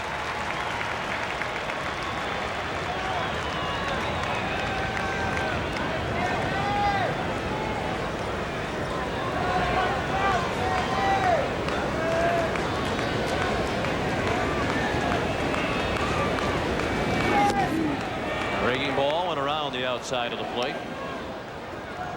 2-2 on Borders. Danny Jackson was at center stage of the Phillies celebration after they clinched the NLCS in Game 6 against Atlanta. He performed his pump-up routine in the middle of the field, but he ripped his shirt off and posed like Hans and Franz. And his teammates were imploring him to do that. His wife Jody was appalled that he did it. Very high to medium depth left field in Cavilla. There's Jackson's antics designed to entertain the fans, and that is certainly the game plan of the Philly Fanatic. In honor of the Fanatic, we have given him his own camera, the Fanatic Cam, and our cameraman Kim Elston was ready for the abuse from the Fanatic tonight. Joe Carter said the reason he was looking forward to the series coming back to Philadelphia was so that he could see the Fanatic again. That would make him a fanatic, I guess. Joe seeing the Fanatic when he spent that year in San Diego. Most of Carter's years, however, have been spent in the American League.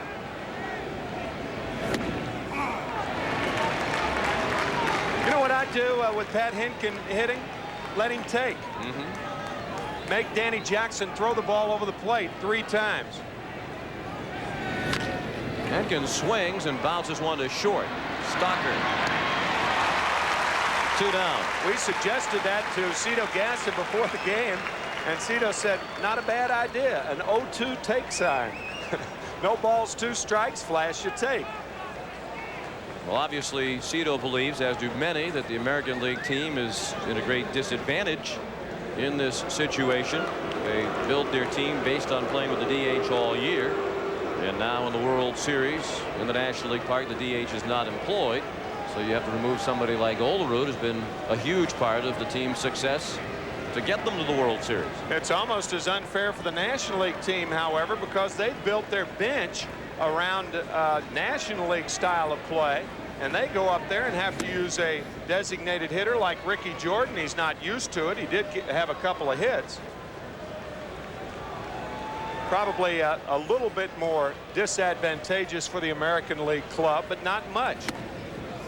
As Jim Fregosi says, we have to play 4 games in this series under their rules, meaning the American League rules, while the Blue Jays only have to play 3 without the DH. But let's hope whoever the new commissioner is, perhaps years from now, that he or she will settle this issue once and for all. You're saying the commissioner was not going to be chosen years from now? Well, they said have it would be a taken couple of months, and it's been more than a year, and there's no evidence to suggest that we're going to see one anytime soon. Fly ball to left. In Cavilla near the line makes the catch in fair territory. You might be right. On to the bottom of the 4th, 4-0 Blue Jays. Labatt presents the World Series on CTV, sponsored by your local bottler of Coca-Cola. Always the real thing. Always Coca-Cola. We're very particular about our treatment of the environment here. We take great care and have over the years to not to damage the environment in any way. The North is so vast that the little sections of land that they do take to mine uranium are so tiny as compared to the whole scope of northern Saskatchewan. We care about our communities and our environment. Chemical, look over our shoulder, please. There are some things parents will never hear. Mom, would it be okay if I went to bed early tonight? Things that would be too good to be true. Would anyone mind if I vacuum the stairs? Luckily, some things are good and true, like the McDonald's family-sized pepperoni pizza, smothered in cheese and pepperoni for only $5.99 or 2 for $10 every day. No dessert for me, Mom. I don't deserve it. The family-sized pepperoni pizza. It's a parent's dream come true. Hoffman Cool Insurance asks you to think about your property and your belongings. Some of the things you enjoy all the time are fairly valuable and expensive to replace if anything happens to them. With an SGI home pack or tenant pack, you can rest a little easier. Hoffman Cool Insurance is an experienced local business ready to help you with all insurance matters. Open 6 days a week, conveniently located at number 575 Lenore Drive. Millions of Canadians are afflicted with lung disease. For asthma sufferers, it could start with a shortness of breath. If you smoke, it might start with a nighttime cough. Regardless of how it starts, for 45,000 Canadians this year alone, it's going to end here. Please, give generously to your lung association so we can all breathe a little easier. Toronto leads 4-0 as the Phillies come up in the bottom of the fourth. Sean McDonough along with Tim McCarver, and Pat Henkin has been very impressive to this point. I think the one thing that has had to impress the Phillies is how hard he's been throwing. I mean, he has been blowing balls by good fastball hitters. The key pitch in the game, the strikeout of Dalton in the first inning. With runners at second and third and 2 outs. John Kruk, the last Philly to reach when he singled to right, took second on a Carter error in the first. That's down the line. It took a funny hop and got by Molitor, then hit the stands where they jut out, and John Kruk is in a second with a leadoff double.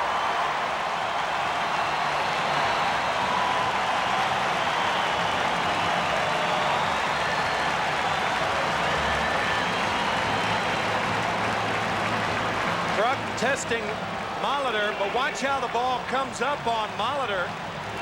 It wasn't as bad a hop from the replay as it was with the naked eye, but right there, the hop coming up, Molitor sliding over, it went over his glove, and Kruk leads off the fourth with a double for the Phillies.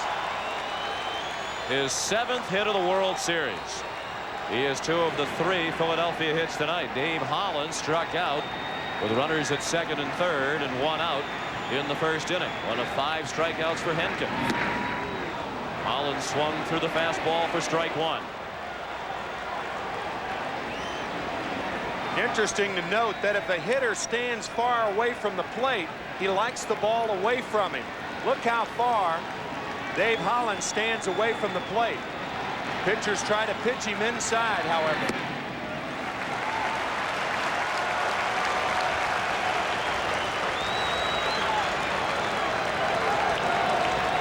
If you're on top of the plate, your hands have to be very quick, so you know you can get around on the fastball inside. If you're away from the plate, you'll like the ball away.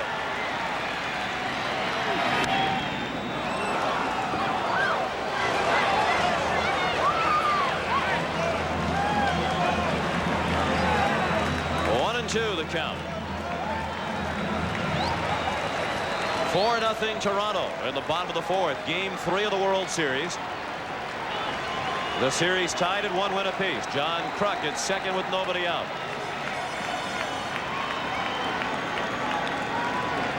Pat Henkin, who had a couple of chances to win his 20th in the late season, but failed to get it done. His 1-2 breaking ball that just missed. A little bit low and in. Holland's a much better hitter right-handed. Hit .330 from the right, only .237 from the left this year.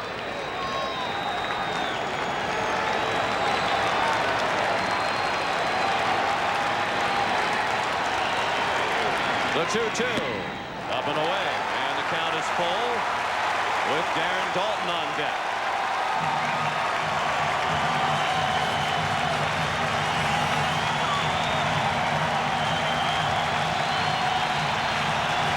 Come the fans back into the ball game.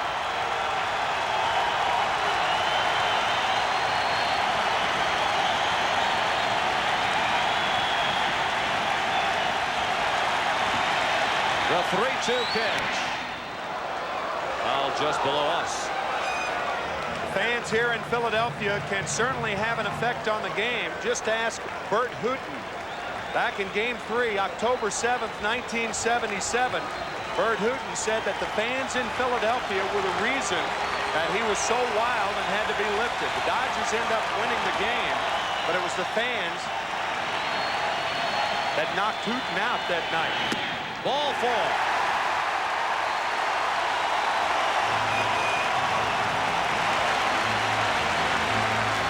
First walk thrown by Henkin. First and second and nobody out.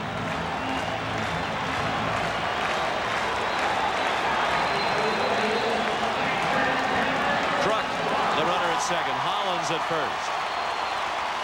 And the batter is Darren Daulton, who struck out with runners at second and third, ending the first.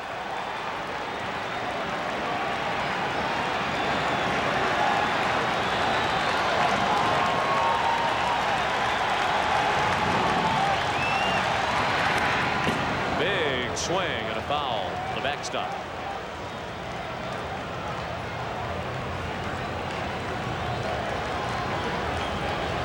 When Darren Daulton first put on the Phillies jersey, guys like Mike Schmidt, Steve Carlton, Pete Rose were his teammates. That's how long he's been with Philadelphia. How long he waited to get to postseason. He skies it very high in shallow right center. Alomar, with the infield fly rule in effect,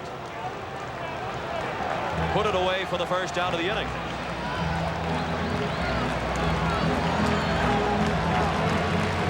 The Blue Jays were off and running with 3 runs in the first. Paul Molitor's triple drove in the first 2. And he scored on a sacrifice fly by Paul Molitor.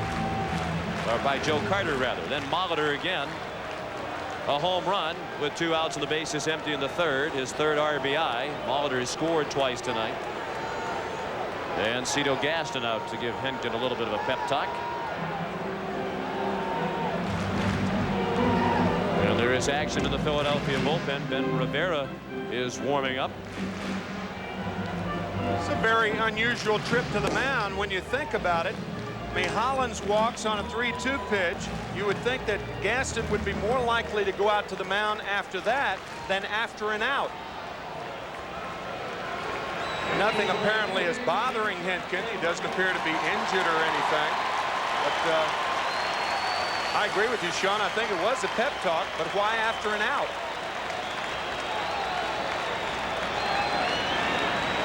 Eisenreich, the batter. Ball 1 outside. Eisenreich bounced to short his first time up.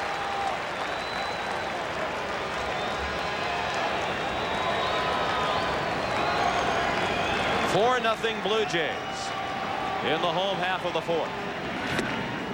Eisenreich, a big hack. 1-1.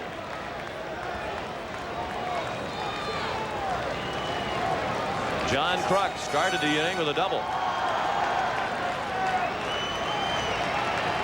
Then Hollins walked, but Henkin got Daulton for the 2nd time tonight in a big spot, this time on a pop-up to second.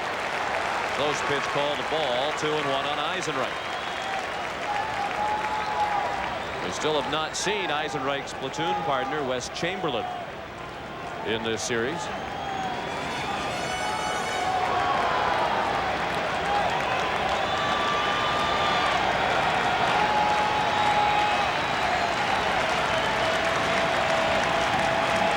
The 2-1. Well hit to left. Henderson on the run makes the catch. And the runners return. Kruk to second. And Hollins to first. Eisenreich hit it well to the opposite field. But Henderson didn't have far to run to get it.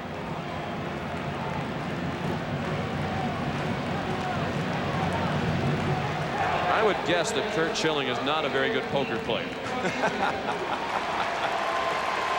Not a good poker face, huh? No. Pretty easy to tell what he's thinking about most of the time. He couldn't bear to watch the final outs of Game 2 and Mitch Williams took the mound. The memorable pictures of Schilling with the towel pulled over his head. That's been a familiar pose for Curt in the postseason. Pete Incaviglia, the batter. He looked at ball 1. Phillies squandered one opportunity in the first inning to get at least one. They had runners on at second and third and one out and failed to score. And in this inning, first and second, nobody out. They need to score at least one run here. make this a profitable half inning. And Incaviglia did not have a good at bat against Henkin his first time up. He struck out swinging. 1-1 the count. This is game 3. Games 4 and 5 will be here at the Vet. Tomorrow night we're on the air at 8 Eastern time with the first pitch at 8:12. Todd Stottlemyre will get the start for the Blue Jays, and Tommy Green for Philadelphia. Each will be making his first appearance. Fly ball to center, not deep. Devon White makes the catch, and Henkin gets out of another jam. We've played 4 in Philadelphia, 4-0 Toronto. Now, with a Coca-Cola Sports Break, here's Rod Black. Well, it's a busy night for Toronto sports fans watching the Blue Jays play, of course, but also hockey fans tonight watching the Leafs play again and win again, this time against Hartford. The Whalers open scoring. Mark Gregg will find the 5-hole on Felix Potvin. 1-0 Whalers. Then the Leafs go to work on the power play. Nikolai Borashevsky to Dave Andreychuk, who will score his 8th of the season. Then it's all Toronto. John Cullen finds Wendell Clark back in the Leaf lineup. That's his first of the night. 5-1 Leafs, and then that same combination. Cullen around the boards. Great feed here to Clark again, his second of the night. 6-1. Leafs win 7-2. They're 7-0. 1 win shy of the NHL record of 8 straight to start the season. Wayne's World has expanded to Miami, of course. Kings and the Panthers tonight. Florida down early. Craig Smith, the bat clearing pass. Jimmy Carson beats Mark Fitzpatrick. 1-0. 19 seconds later, it's Carson again, this time finding Sean McEachern, who puts it in the net. 2-0. Panthers pull within 1, then tie it. Gord Murphy beating Kelly Rudy. The Panthers now 2-2-3. A 2-2 tie tonight with the Kings. We're back after this.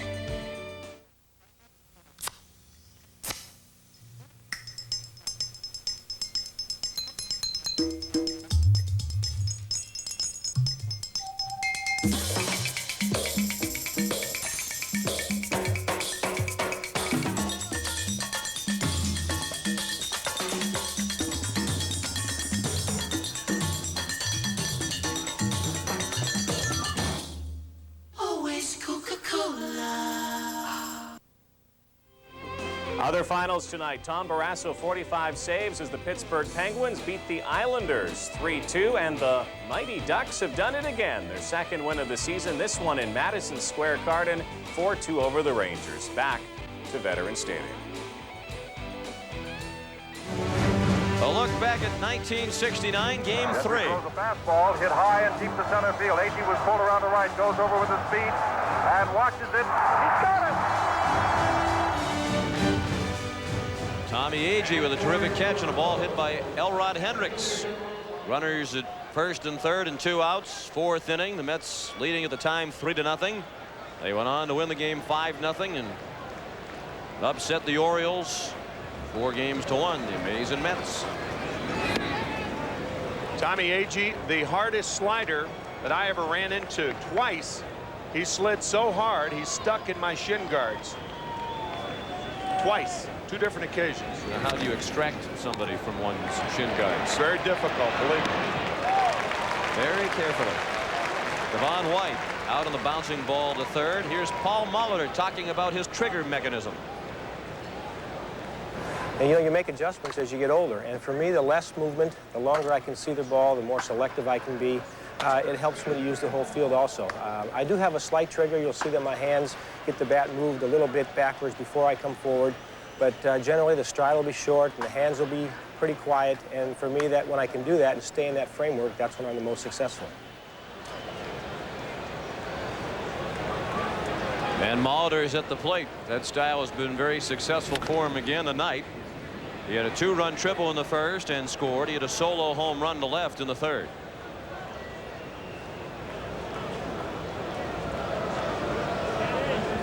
When a hitter talks about a trigger mechanism, to what is he referring? Usually you have to bring the hands back to get power forward. And baseball players marvel at Molitor because he brings his hands back ever so slightly, but as we said earlier, he explodes the hips through the ball. It's almost like hitting without a trigger mechanism. You go back for power, and then you extend the arms. Obviously, you can't go back too far because the ball will be on top of you then if it's a fastball. He is short and quick. Two of the elements of hitting is to wait and have quick hands, and he does it beautifully. Pulled foul past third. 1-2 on Molitor. 1 out. 5th inning. 4-0 Blue Jays. Molitor credits some of his success at the major league level to Dennis Menke, who's now the Phillies batting coach. Paul Molitor only played 1 year of minor league baseball in the Brewers organization at Burlington, Iowa, single-A ball, and Menke was his manager. Paul said that Menke worked with him on some of the hitting techniques we've been discussing that have led to Paul's tremendous success.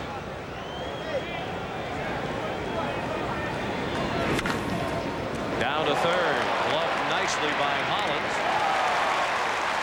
And Menke told a nice story about Paul Molitor. We'll tell you about in a moment. But first, Tim, let's analyze that swing. Well, watch the hips explode through the ball, and watch how ever so slightly he takes the hands back. Very little trigger with the hands, and watch the hips explode. He throws the hips at the ball. Gene Tennis talking about a lot of people not realizing how big Molitor is. He doesn't look frail, but he looks thin. He has got a big frame and a big upper body. He is much stronger than a lot of people think. Joe Carter sent it out of play. 1-1. Dennis Menke told the story of Paul Molitor when they were together that 1 year in the minors. Said Molitor had in his agreement coming out of college he'd play 3 weeks at single-A, then he was guaranteed promotion to the Triple-A club. Well, the single-A club in Burlington got off to a good start. Paul said, I'd rather stay here and help this team win. And Burlington went on to the Midwest League Championship. Molitor was the league MVP, and he never saw Triple-A. He started the next year with the Brewers in the major leagues and has been a major leaguer ever since.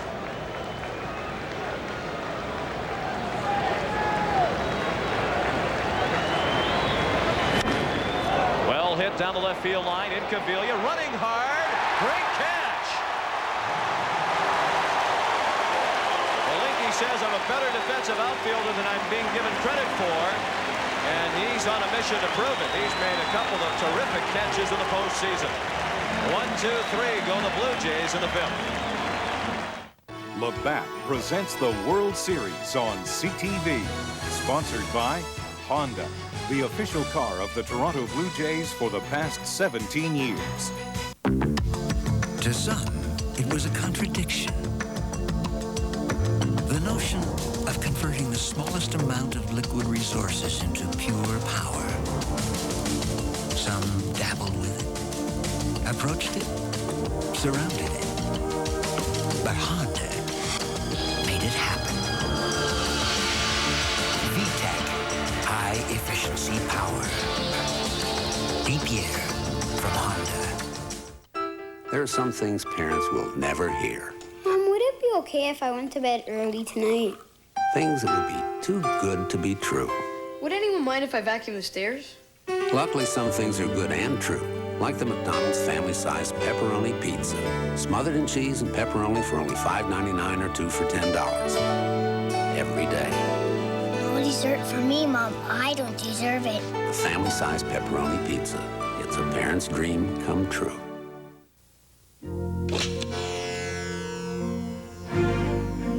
Braun Flex Control.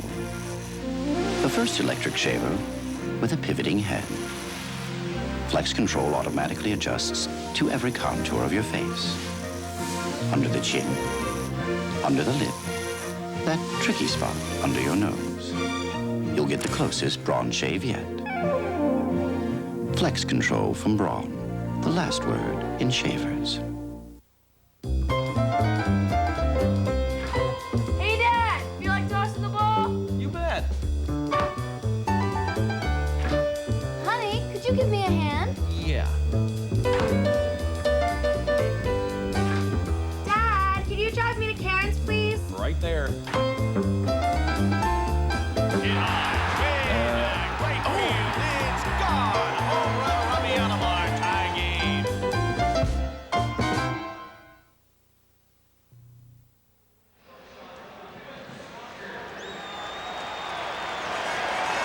Halfway through game 3, the Toronto Blue Jays lead 4-0.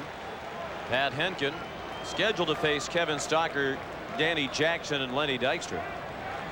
But Wes Chamberlain has moved in the on-deck circle to bat for Jackson as Stocker looked at ball 1.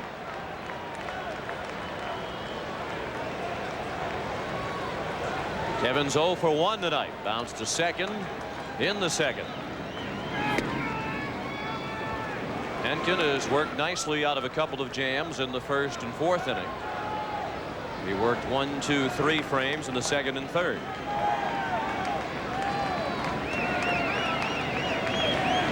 To right field, top spin, base hit. That's the 4th hit for Philadelphia. 3rd in the World Series for Kevin Stocker. And it's the 2nd time in as many innings that the Phillies have had the first man on. John Kruk doubled to open the 4th inning, and then Dave Hollins walked. Kevin Stocker with his 3rd hit of the series. He's now 3 for 8. I think the reason Jim Fragosi's going to Wes Chamberlain here is that Milt Thompson, a left-handed batter, is a low ball hitter, and Henkin, when he throws the fastball, has been keeping it up around the letters of the Phillies hitters. So Danny Jackson's night is finished after 5 innings. Double play ball to second. Fernandez turns it. So Chamberlain, making his first World Series appearance, went up there and swung at the first pitch and bounced into a 4-6-3 double play. Swinging at the first pitch is fine when you have 4 at-bats a night. There are different schools of thought about whether a pinch hitter should come off the bench swinging. Obviously, if it's a fastball, go to hacking. But this is it looked like an 0-2 pitch to Chamberlain. The ball off the plate, a slider, and he grounds into 2. Now Dykstra, who was 0 for 2 tonight, struck out in the first, bounced to first in the third.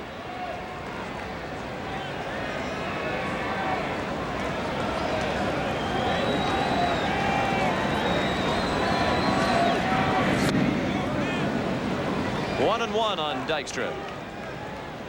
And among those in attendance tonight, Norristown, Pennsylvania native Tommy Lasorda talking to Ed Lynch, former pitcher, now an assistant to Joe McIlvaine of the New York Mets.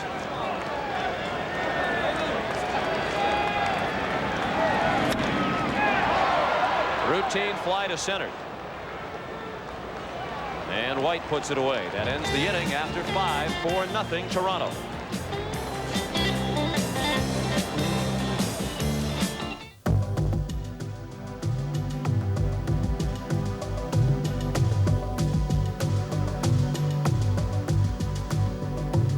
You didn't feel compromised by having a family. And we promise you won't feel compromised by our family sedan. Leap year from Honda. Walt Disney Pictures presents... You're under arrest. 5 of them, 3 of us. Hardly seems fair. Excuse me, but there's 4 of us. Now, we're prepared to resist.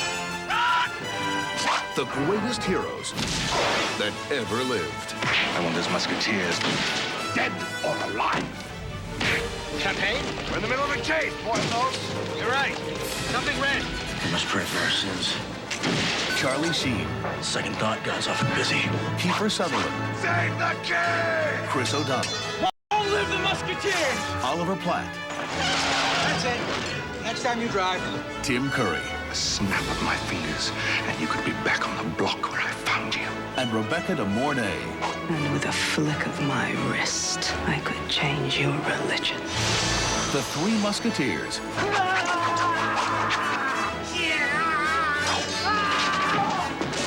Starts Friday, November 12th. Check newspaper for showtime. Many you'll never meet. Bill Hughes, mechanic. Some you may remember for making a difference on your last trip. Lorna Fraser, flight attendant. But the one thing the over 17,000 men and women of Canadian Airlines have in common Kelly Shaw, is the shared belief that you have the right to a choice of airline. Joe Harmon, welder. And they're doing everything they can to make sure you do.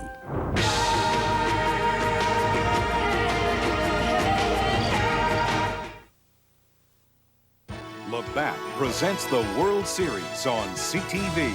Sponsored by Honda, the official car of the Toronto Blue Jays for the past 17 years. A triumphant celebration. The Olympic Winter Games on CTV. Sean McDonough with Tim McCarver, Pat O'Brien and Jim Gray at Veterans Stadium in Philadelphia, Game 3 of the World Series. You're looking at Mike Piazza, who just completed a brilliant rookie season with the Los Angeles Dodgers, already named National League Rookie of the Year by Baseball America. And I imagine every organization that hands out a Rookie of the Year award will honor Mike Piazza. Ben Rivera is the reliever for Danny Jackson. Danny Jackson going 5 innings and giving up 4 runs on 6 hits. Ben Rivera has not pitched in 12 days. The last time he worked was 2 scoreless innings against the Atlanta Braves in the 2nd game of the National League Championship Series 12 days ago. Check that, he gave up 1 run in that game. A home run to Terry Pendleton. Roberto Alomar looked at ball 1.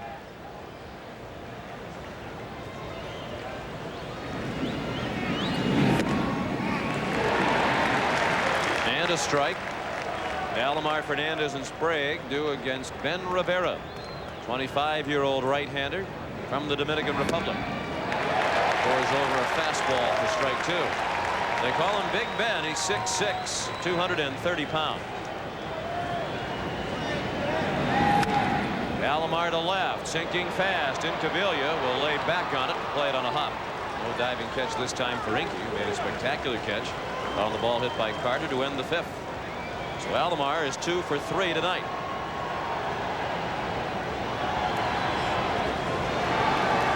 And that'll bring up Tony Fernandez. He's from the same hometown in the Dominican Republic as Ben Rivera, San Pedro de Macorís. And Fernandez had an infield hit his last time up. He's 1 for 2. 7 hits now for Toronto. They're out hitting the Phillies 7-4. Danny Jackson worked 5 innings, allowed 4 runs, all earned on 6 hits, including the Molitor homer. Danny walked 1 and struck out 1. He threw 89 pitches. Alomar runs, the pitch, a ball, the throw. Hit Stalker up around the throat, it appeared. And he's still down on a knee. Stolen base for Alomar. And Stalker appeared to take it in the throat. And he waves off the training staff. The throat's one thing. The Adam's apple is quite another. Catchers get it often in the muscles of the throat. But when you get it on that Adam's apple, that's when it becomes very, very disturbing. Watch how the ball comes up on Kevin Stalker. Kind of rolls up the body and pops him right in the neck. Boy, it looked like he kept his chin down low enough to where the ball couldn't get cleanly into the middle of the throat. Might have hit the seam where the turf meets the dirt. Of course, Tony Kubek can attest to what it's like to get hit in the Adam's apple. 1960 series against Pittsburgh. Bad hop grounder hit by Bill Verdon. So Alomar has a stolen base and he's in scoring position with nobody out, and count of 1-0 on Fernandez. 2-0 now. Tony started the season with the New York Mets and didn't fare very well. Hit .225 for New York before being traded to the Blue Jays, back to Toronto for the 2nd time, and a deal for Darren Jackson, the outfielder. And Mets manager Dallas Green was quite open in suggesting that Fernandez dogged it during his time with the Mets to force the Mets into a trade. Tony points out that he was bothered by kidney stones back then. It isn't often you hear a manager say something as critical as that, as openly as Green did. Throw to third, safe. And Alomar was thrown out trying to steal third in a crucial situation in game 2. Steals third easily this time. With the Blue Jays up by 2 runs in game 2 in the 8th inning and 2 outs, he was on second base against Mitch Williams. And he tried to steal third, but this is just like an infielder who makes an error and wants to get back there on defense again and have a ball hit to him. Undeterred with the left-handed batter up there, and look at the slide to the outside of the bag. Now Fernandez rips one to right. Eyes in right, makes a nice leaping catch on the track. And Alomar cruises in from third to make it 5-0 Toronto.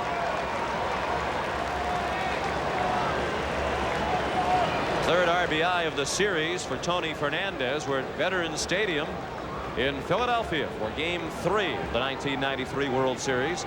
Toronto leads 5-0. The Blue Jays jumped out early to a 3-0 lead in the first inning. Ball game delayed at the start, an hour and 12 minutes by rain.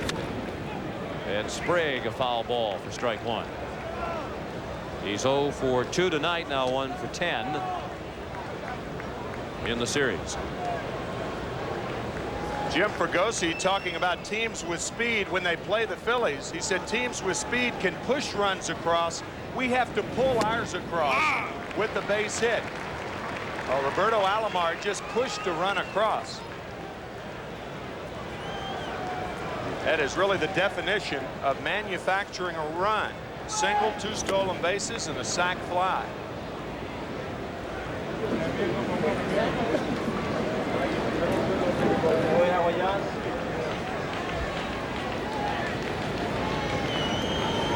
Ben Rivera's 1-2 pitch just outside. 2-2 on Sprague, whose wife Kristen Babb Sprague won a gold medal for the United States at the Summer Olympics in Barcelona last year in solo synchronized swimming. And I had to ask Ed about solo synchronized swimming. Kind of seems to be contradictory, an oxymoron perhaps, but it's being in sync with the music. Of course, that raises the question, how do they hear the music when they're underwater? Waterproof Walkman, perhaps. Perhaps. Our track crew informed us they do pump in the water, the sound underneath the water. Sprague strikes out for the second out of the inning. Very light rain falling at the moment, just nuisance factor for those in attendance.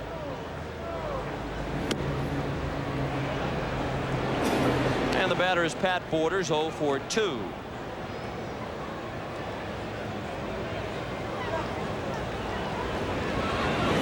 The 2 stolen bases in this inning by Alomar. Ties a World Series record for most stolen bases in 1 inning. This is the 8th time it's been done. Babe Ruth did it once back in 1921.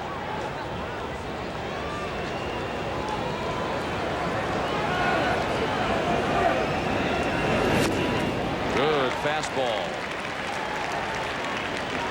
1921 was the last year that the World Series had a 5 out of 9 format. The best 5 out of 9 won the series. 1903 and then 1919, 1920 and 1921. First World Series was in 1903. Broken bat. The bat was flying into the crowd behind the Blue Jay dugout.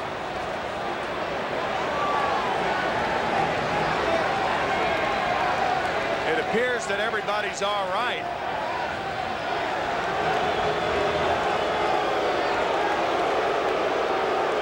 And now they'll take the bat, of course, and Borders will have a new bat. It sounded like he broke it. It did, but I'm not too sure he broke it or not. It looked like he had tape on the bat, and the new one that he picked up does not have tape. So what they'll do is exchange the bats. The fan will become a lucky fan in 2 ways. Lucky to have dodged the bat, and they'll get a new bat. Apparently he didn't break it. It just made an odd sound as he got it off the end of the bat. I thought he broke it. And he draws a walk. First walk thrown by Rivera. It didn't take long for the Achilles heel of the Phillies. Little relief pitching.